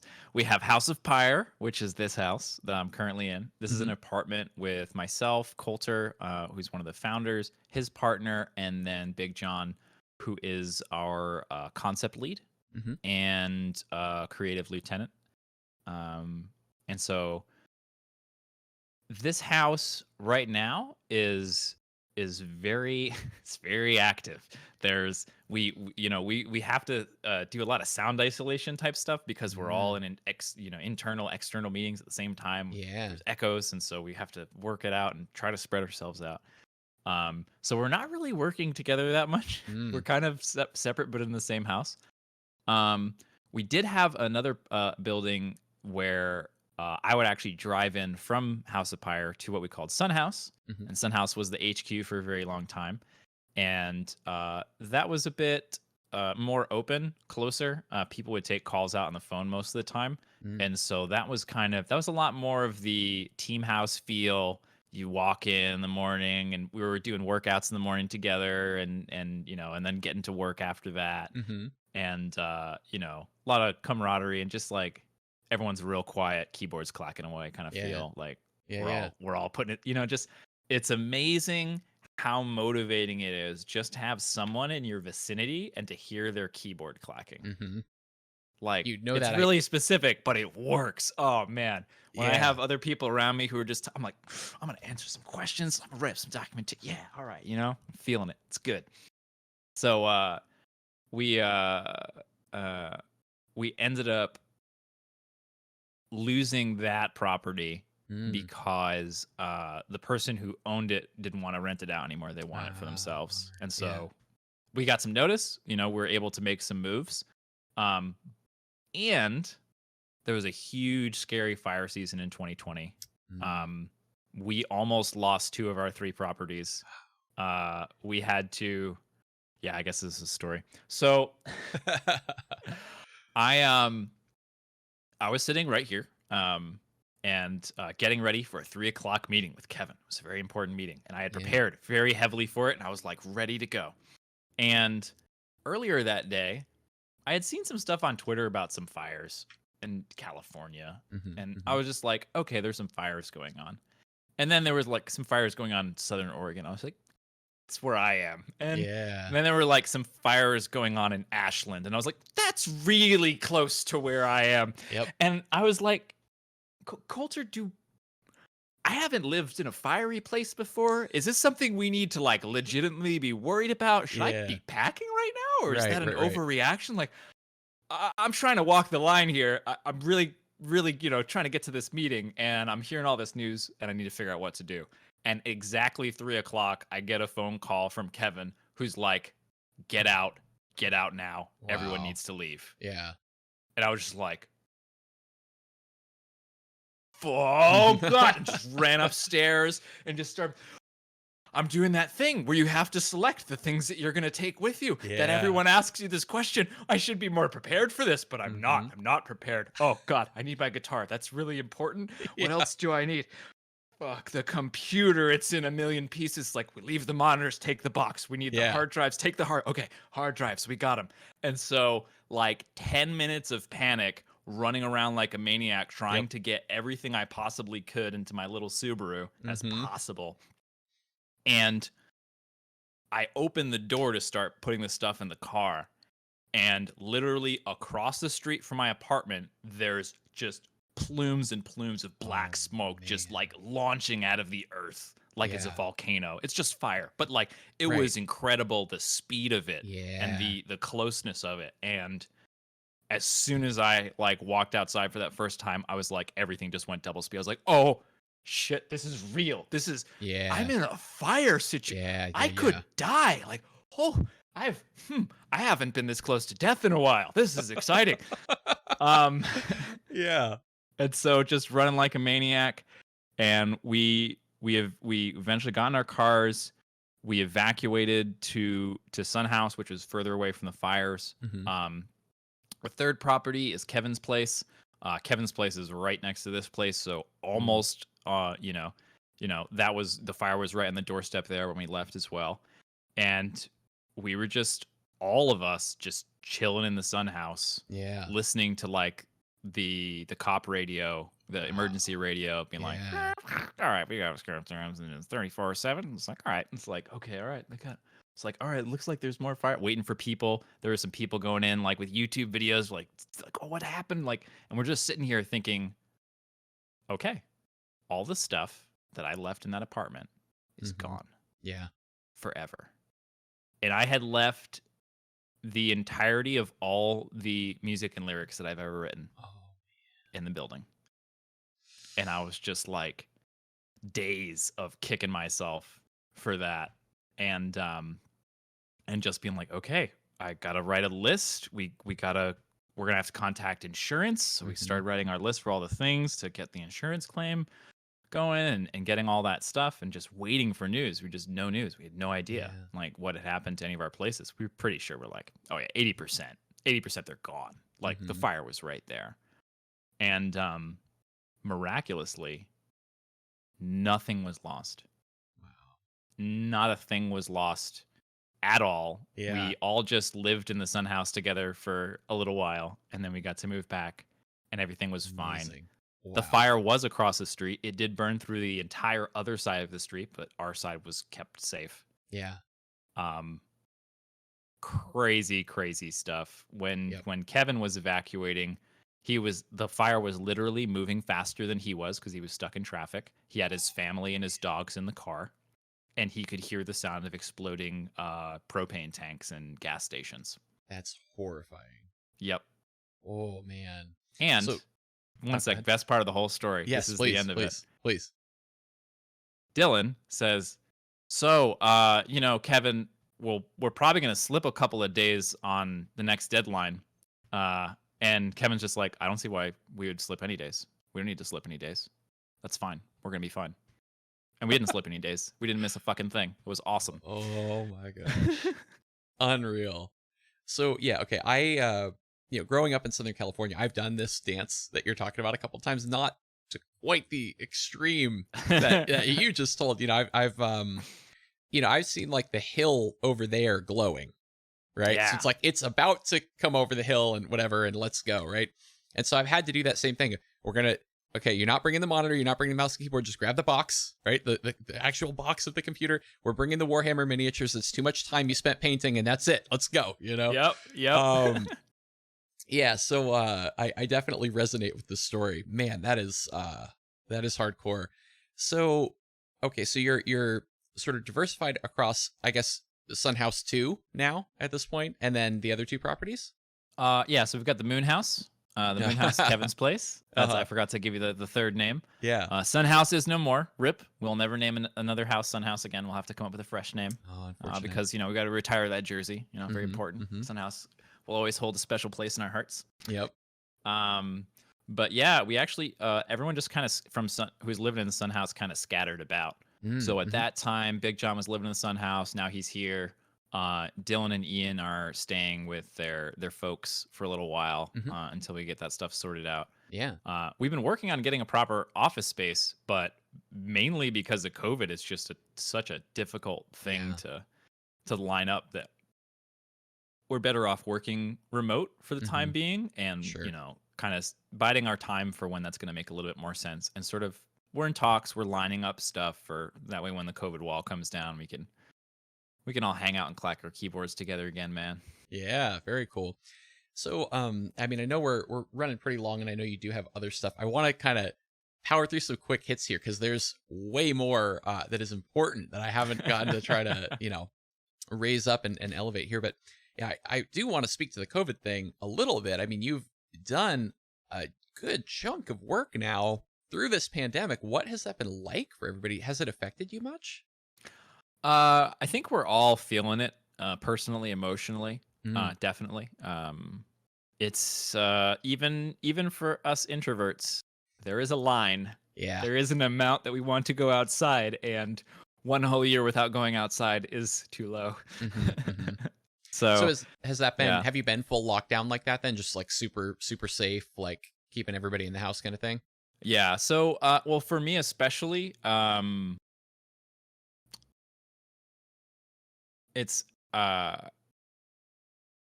I'm rooming with high risk folks for Yeah. COVID Yep. that really need to be protected. Hmm. Uh, I'm lucky enough to have this iron constitution. Have had it my whole life. I can eat rotten food. I can Mm, eat stuff off the ground. I can, I can do all the things you're not supposed to do and not get yeah. punished for it. Wow. Um, it's great. I can fast. I can fill myself up with all kinds of weird food. I've done super extreme diets. My stomach is like, okay, I'll adjust to this. A couple of days, it's fine. Uh huh. But the folks around me, not so. And so, Sure. for myself, it's not something I've ever been super worried about. Hmm. But I'm going to get vaccinated. I'm going to follow the science, and I'm going to Hmm. be a reasonable human being about it. And I'm personally very strict on all the COVID stuff because to me, the nightmare scenario of COVID is not you die. The nightmare scenario of COVID is it's your fault that someone else dies that you care about. Like, Mm-hmm. oh man, I I so aggressively never want to have to Yeah. feel that I'm just like, yep, that's fine. I'll be super locked down. I will, it's not going to be forever. I'll do it for now. I'll Hmm. deal with it. It'll be fine.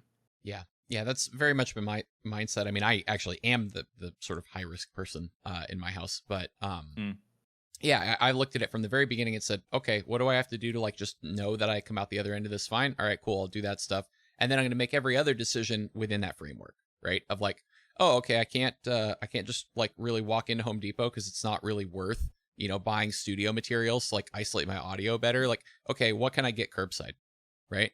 yeah. And yeah, is it a pain in the ass that I can't go into Home Depot 7 times, like you're supposed to in And any you given always project? go in seven Yeah, times, right? it's the worst, man. You never get everything the first, second, or third It's time. impossible, yeah.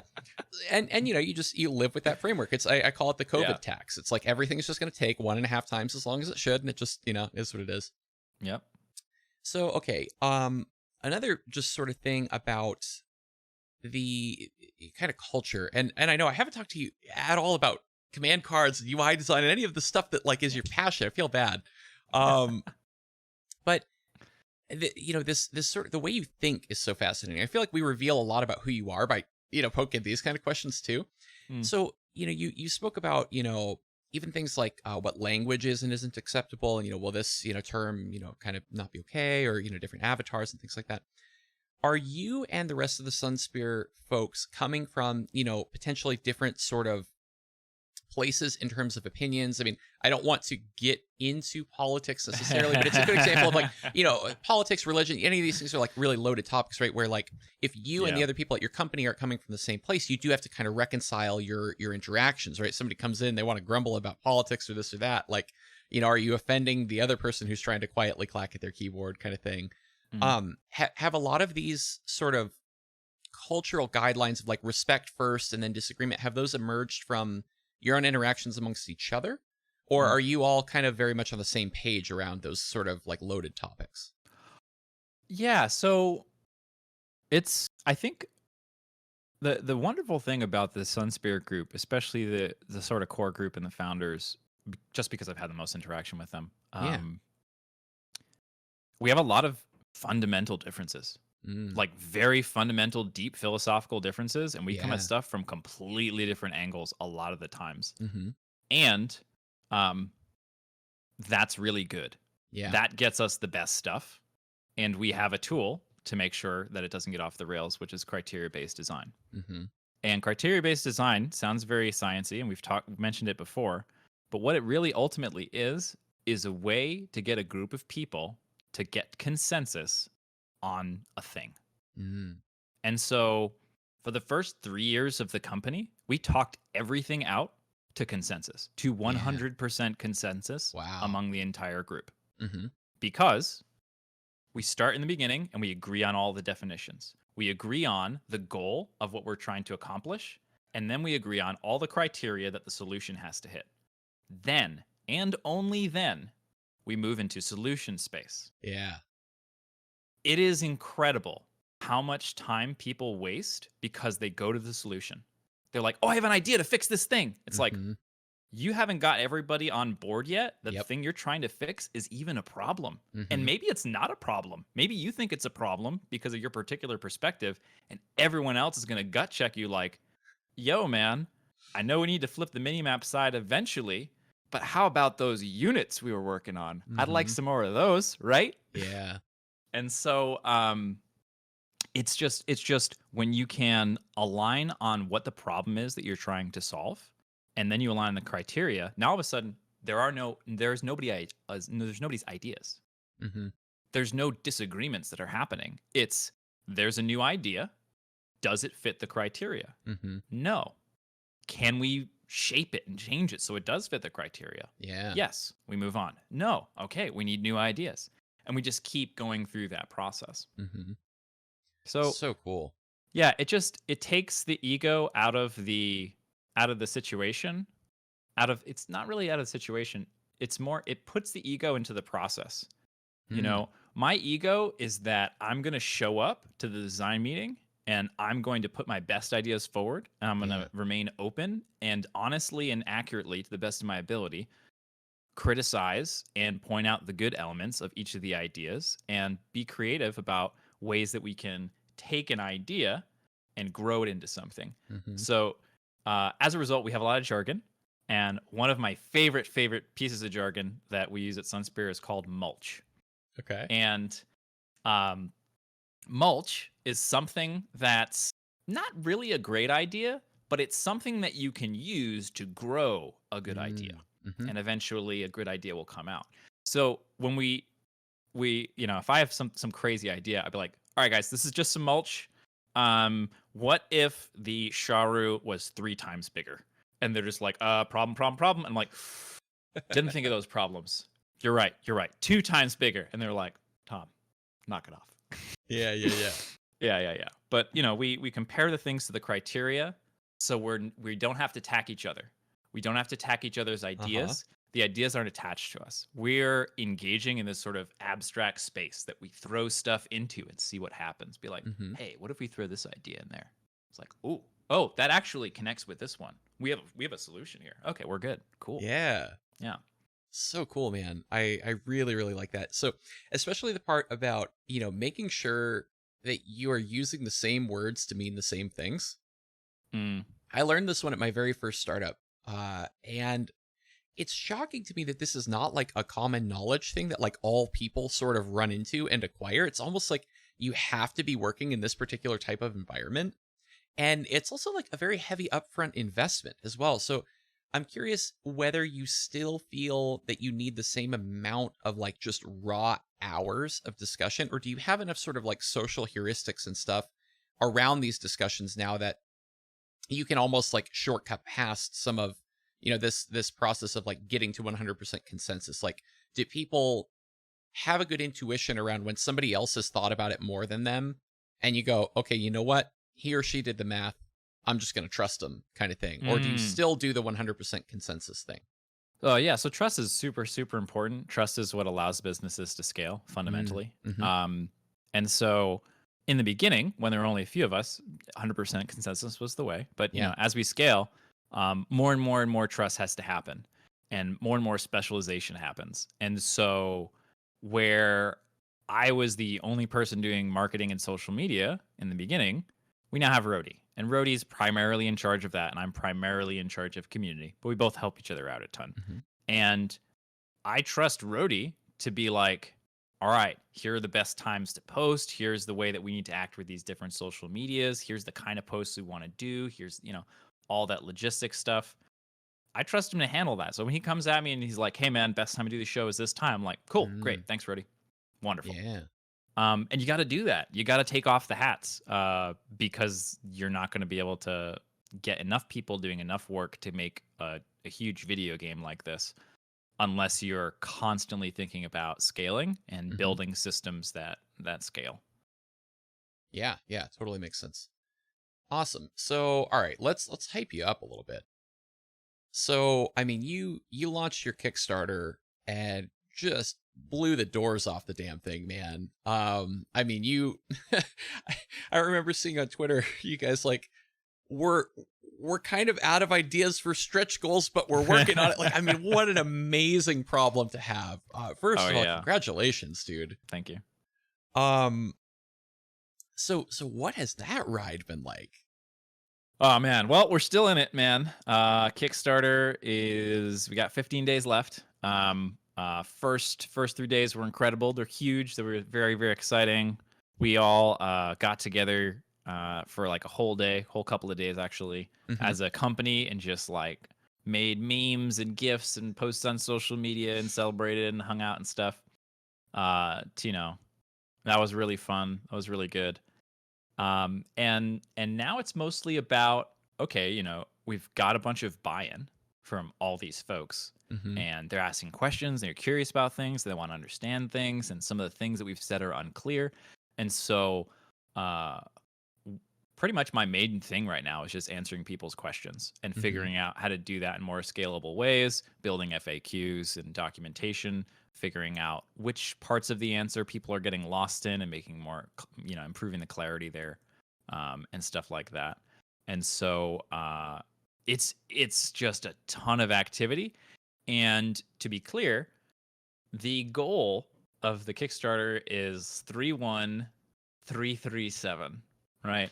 Which is elite in elite speak. And so Yeah.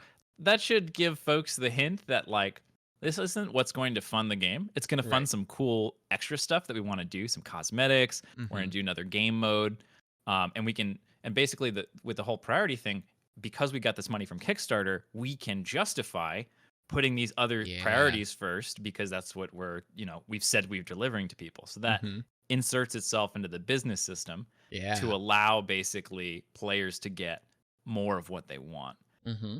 And that's the thing that I'm most looking forward to. Right now, we have to talk to a lot of different audiences. We have to talk to investors who have never played a video game in their life and Hmm. they're trying to find the next Fortnite. We're talking to publishers who think RTS is a dead genre and not an underserved genre, which we believe it is. Right. Um, and we're talking to players who are super pumped and want a completely different set of things. So Hmm. these three groups of people, they have totally different understandings of vocabulary. Alpha, beta, pre-alpha, closed, open, all that stuff means something completely different to from an investor, especially like people from traditional software, than Hmm. the player base.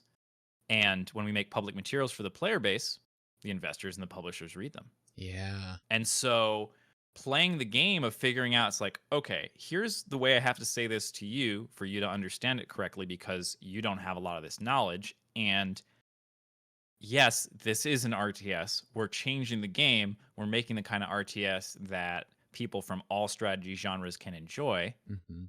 And we're going to call it a strategy thing because people, you know, people are allergic to the acronym RTS, and not just in the Ah. investment sphere, also in the player base. They see our Hmm. people players see RTS and they think like Brood War. They Mm. think, a lot of players, their experience of RTS is they tried one RTS one time and it was so hard and awful that they never tried an RTS ever Yeah. again. Yeah. Yeah. And so getting past that hurdle Hmm. is super important. Trying to figure out like, no, we really smoothed it out. Like it's Hmm. not like you remember it. All these things that you had to do before that probably made you quit, you don't have to do them anymore. Yeah. You can be, for instance, rewarded for looking at your fights and controlling your dudes, which is what most people want to do. Yeah. Right. Um, and full disclosure, I love macro mechanics. I Mhm. love building my workers on time and hitting my supply depots and getting my Yeah. build and having the 2 medifacts fly across at 4 minutes 45 exactly. I'm like, yes! Yeah. I love that. And that's not the kind that's not something that appeals to a wide audience. And Mhm. so and this is a lot about it's so interesting because a lot of the questions that people will ask will be about our own personal inclinations, Mm. and that's not how the game gets built. Yeah. You know, like if I want something to happen, that doesn't mean it happens. That means Right. I'm going to bring it up and we're going to go through criteria based design. We're going to Mhm. say what's the problem you're trying to solve? We're going to say what are the, criteria for the solution, move on to solution space and all that. Yeah, yeah. Oh man, that's so interesting, right? This notion that you're not making a game for you to love each and every aspect and have it perfectly tailored to you. You're making a game to grow RTS and to show it and bring it to more people for whom it wasn't accessible before. Mm. And I definitely have seen you guys come up against the old grumpy, I'm dissatisfied with StarCraft 2, but I hate everything else. This sort of persona, right? And I very much I don't want to get on the soapbox too much here, but Do you think? Do it- you think? I get riled over it because it's like, okay, look, grumpy StarCraft 2 guy, you need to be the grown up here, okay? Because the person who played Brood War once and didn't like it 'cause it was scary and hard and whatever, or the person who's like, you know what, I find MOBAs more accessible or whatever, like they're the ones who need to be sold on it, right? Hey, RTS person, you have a couple of options, right? There are a few studios, right?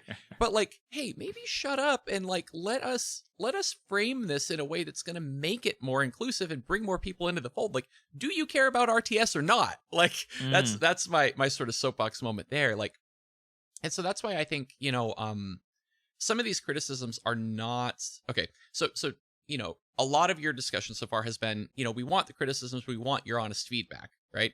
Yep. And here's my personal take.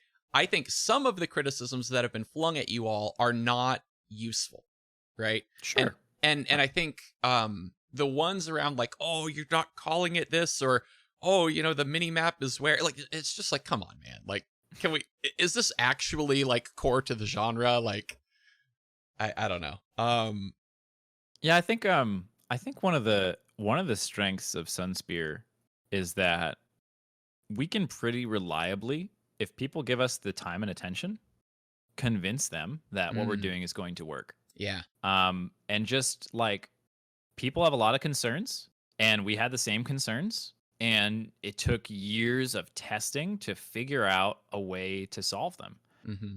It wasn't something we could just sit on a forum and be like, here's a solution, right? It took, hundreds, if not thousands of iterations Hmm. on a whole bunch of different things before it works. Whenever I ask Travis, like, hey, Travis, can we do this, one thing? I think it has like it's kind of negative UX implication. He's just like, that's the economy. We can't change anything. All those numbers are exact. Like emote Yeah. costs like 46 alloy precisely, and that Hmm. has to be like it's very very finely tuned. Yeah. The big systems are right. Hmm. Um, and so I actually don't remember how this connects to the question, but that's all true. No, no, totally fine. I'm throwing a lot at you here. So, I mean, I would be loath if I didn't touch at least a little bit on, all of your sort of user interface work Mm. here. Mm-hmm. Um, and I almost don't know what to ask that's going to let you really show your expertise here. I know that you've had your mind in this space for like literal years, right? Mm-hmm. And I know that you have ideas, and some of this I think was explored in the pylon as well. Um, I guess maybe an interesting framing for this are, what do you think are some of the most important challenges for the thing that you make for the player to interact with, right? What are the most important challenges to overcome? So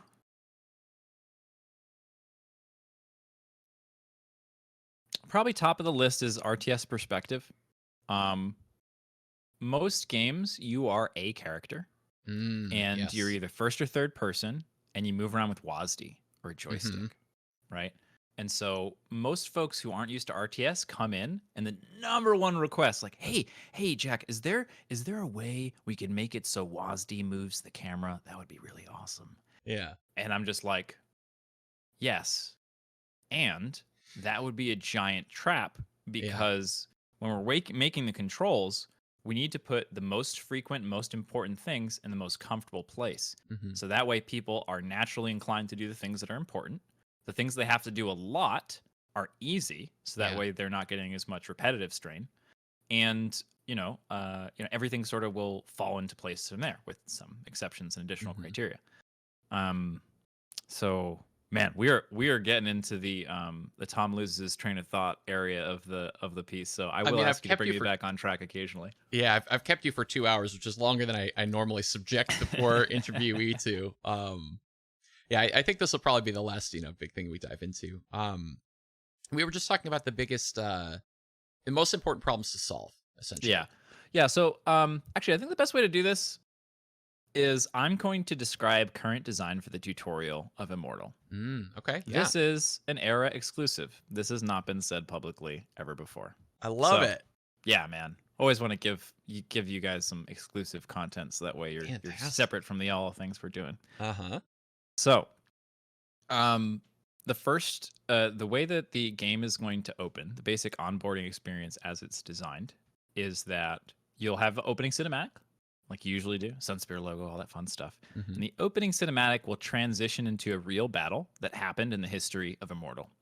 And you're going to be one of the Immortals in that battle, and you'll be staring at it. It'll be programmed in such a way where the battle will go on forever. You just stare at it. And you'll be instructed to move to the west, front or whatever. Yeah. And then you'll move your camera, and you'll be taught how to move your camera. First thing. Mm-hmm. Then you'll cast your immortal spells. We do immortal spells first because that's going to tap into the fantasy and the hype and the power of picking an immortal. Picking an immortal is all about the spells, and that's where you can start to get fun ideas about combining different spells from different immortals, or you have this basic, this is why I'm going to select an immortal type thing. So now you've moved your camera, you got that mechanic down, and you cast some spells, and it shifts the battle dramatically, and you win. It's like, oh, very cool. So far you haven't had to select anything, you haven't had to move anything around, but you've just got some camera practice. Then you're put into another scenario tied into the lore, real scenario, total immersion, where you have to decide whether to attack or defend, or to attack or retreat, right? So you have to press D. D is our default save selection. It's basically select all army, but a little bit smarter. You have to press D, and then you're either going to A for attack forward, or right click backwards. And it'll keep track of how long it takes you to make the decision. And it'll tell you if you made the right decision or not. And then you can do it again. Yeah. And then you can do it again. And then you can do it again. And so you get really repetitive practice on the most frequent thing you do. Select your army in either attack or retreat. And you also learn what an attack move is. That teaching the attack move in the mandatory part of the tutorial is so important. In StarCraft 2, until they released attack move as part of the tutorial in Legacy of the Void, they had a tutorial revamp. Before that, you could box your workers, attack move to the enemy, and get to Silver League. Box, A, left click, go make a snack, and come back. Wow. Because they weren't taught the attack move. And the intuitive thing for a player to do is, oh, my army, this is right click. This is why I tell it to go places. Go fight that enemy. And you click on the enemy and you think that's a good idea. Yeah. But it's actually terrible. It's actually awful. It's really bad because all of your workers, they're only going to attack one of my workers. All your workers are going to be running around in circles, even though you've got 4 more than me by this point because I've had to walk across the map. Because you don't know how to attack move, you're screwed. Yeah. And that's what was happening down in Bronze on a regular basis. One of the things that I was doing down there talking to folks, it was just like, hey, this is an attack move. Use it all the time. You're gonna every single fight you lost this game was because you didn't know what attack move is. Like, we actually had a player, because we don't have a tutorial in Immortal, we had a player in Immortal who is totally new to RTS, and that's why it's really great to get these kinds of feedback, but who is just right-clicking enemy opponents one by one and not attack moving, because they didn't realize attack move was even a thing. Mm-hmm. And they were like, I lost every fight that I took. Yeah. It's like, think about that. Think about how many people we lost just because StarCraft 2 didn't have attack move in the tutorial. Mm-hmm. Like, damn. So teaching those basic mechanics and getting them out of the way really quickly is very valuable. And, we've learned a lot about how people learn things. And like 30 seconds of brand new content to you, new information, not just two people talking about, like this, like 30 minutes of this is like, all right, people are talking, chatting. Sure. Like, I know some of the stuff, I don't know some of it. But when you're learning something new, like, oh man, 30 seconds, it's a lot of information, a lot of material. I need to work that into my system. I need to practice it. And so, we're so used to these tutorials that are all information and no practice. Yeah. Right. And you can't get good that way. You can't just sit down and study piano theory and never touch the keys and then just, play Moonlight Sonata. It's not going to happen. Right. You got to practice. You got to get it in your hands. And that's the big barrier to entry that most people have. Because clicking on the interface is on by default. Yep. And that's the easier thing to do. Or rather, it's not the easier thing to do. It's the easier thing to notice. And so the player just does the easier thing to notice instead of the thing that's actually easier, which is moving the keyboard. It's like, guys, it's 2021. We expect all gamers to be able to put their left hand on the keyboard and press, maybe 12 buttons without looking at them. It's like, everybody knows where WASD is. Yeah. You don't have to, like, you don't have to go so low, like, oh man, well, what will people do if they can't click on the thing? It's like, first of all, we're going to have an option for that if that's what you want to do. Don't worry about it. Second of all, it's not going to be default because it's a trap. It's a trap. Playing RTS with one hand is harder. Yeah. It's more difficult. You're giving yourself a harder time by doing this thing that seems on the surface easier. So that's what we call a noob trap. Yeah. Noob traps are really, really dangerous. And the primary way we solve noob traps is we set the default. And the default has to be not the trap. The default has to be what's good long term, right? So for the default hotkeys, they're designed around ergonomics. But we're going to have another set of hotkeys that's just like StarCraft 2, 1 to 0 for control groups, control, shift, all the normal stuff. But that's not default. Yeah. Because that's not good for you long term, right? That's not designed to the shape of your hand. It's not designed for ergonomics. It's designed to be easy to understand and learn, which is really important. And it's not most of your experience as a player. Most of your experience is feeling the controls, not learning them. Yeah, P for patrol sounds fantastic until you try to, until you put blank keycaps on your keyboard and try to find that bad boy with your left hand. No one saw this coming. Okay, when they designed StarCraft 1, they were like, okay, let's design this in a very specific way because people will be playing this at 200 to 300 actions a minute. So we're gonna really have to optimize for it. It's like nobody saw this coming. Right. This happened. This is amazing and incredible. And because I was able to watch what happened in StarCraft 2 and StarCraft 1 and the different decisions that were made and the outcomes of that, I'm able to take that, use that information, put it into the group. The group, explodes the value of whatever I bring forward, and then, you put into the game. Yeah, I love it, man. Well, I'm so glad that we got to talk about, onboarding people. I feel like this is, more of where your passion lies, and certainly you have the experience. So I'm glad we got it in there a little bit. I felt, so compelled to sort of tell the backdrop and the rich tapestry that is the formation of SunSpear. In a way, I almost want to, we talked about maybe having some of the other crew on. I almost want to apologize to you for making you go first because you gotta do all of this background, right? So I don't know, maybe down the road we can talk more about, this experience of or this sort of strategy around teaching people and ramping them up and the different sort of profiles of player. This is stuff that I think about a lot. And I feel like you and I could go on for like some hours about that. Psychographs, man. Player psychographs. Yes. Yeah. So, man. I don't know. Maybe stay tuned, folks. We might have to do another That'd be great. episode of JaKaTaK Yeah, I'd at love some to. point. But I know that you got to get running. I took way more of your time than I thought I would even. I'm glad you asked, man, because we are actually running into my next meeting. We're not running Yeah, into it, but like we're up actually we against actually it. had to worry about it, right? We Yes, actually had yes. to So we close we down didn't early. think we would. Yeah. But thank you very much. I really, really appreciate you taking so much of your time, as I know you are very pressed for time at this moment in your life right now. Yeah, for sure. Thank you. Yeah. It was great interviews. You make it super easy. I've been watching your stuff, all your interviews with the other StarCraft 2 folks, and it's great, man. Really appreciate you making this content. Oh, thank you. Very, very kind words. Is there anything we can do to promote you, hype you up? I dropped the Kickstarter link already. I'll get that in the YouTube description Yep. too.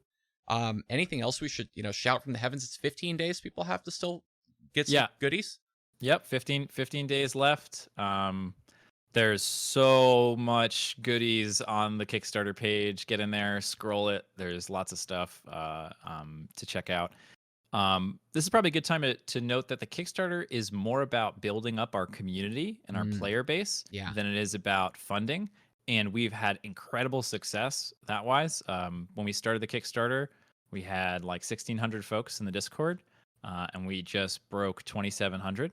Wow. So Huge. yeah, Huge. people are joining. People are excited. Like my DMs are lighting up with people who want to play the game, and it's just a wonderful problem to have. So aside from the Kickstarter, I would say Discord. You can learn about stuff on the YouTube. We put materials elsewhere, but Discord is where the community lives. That's just where we're at. All the devs are super active on there. We're there answering questions, talking through stuff with people, all the stuff that you and I have talked about. Yeah. We're just doing that in the Discords. Definitely, folks, come over, come hang out. Friendly group. It's a good place. It's a good place to hang out.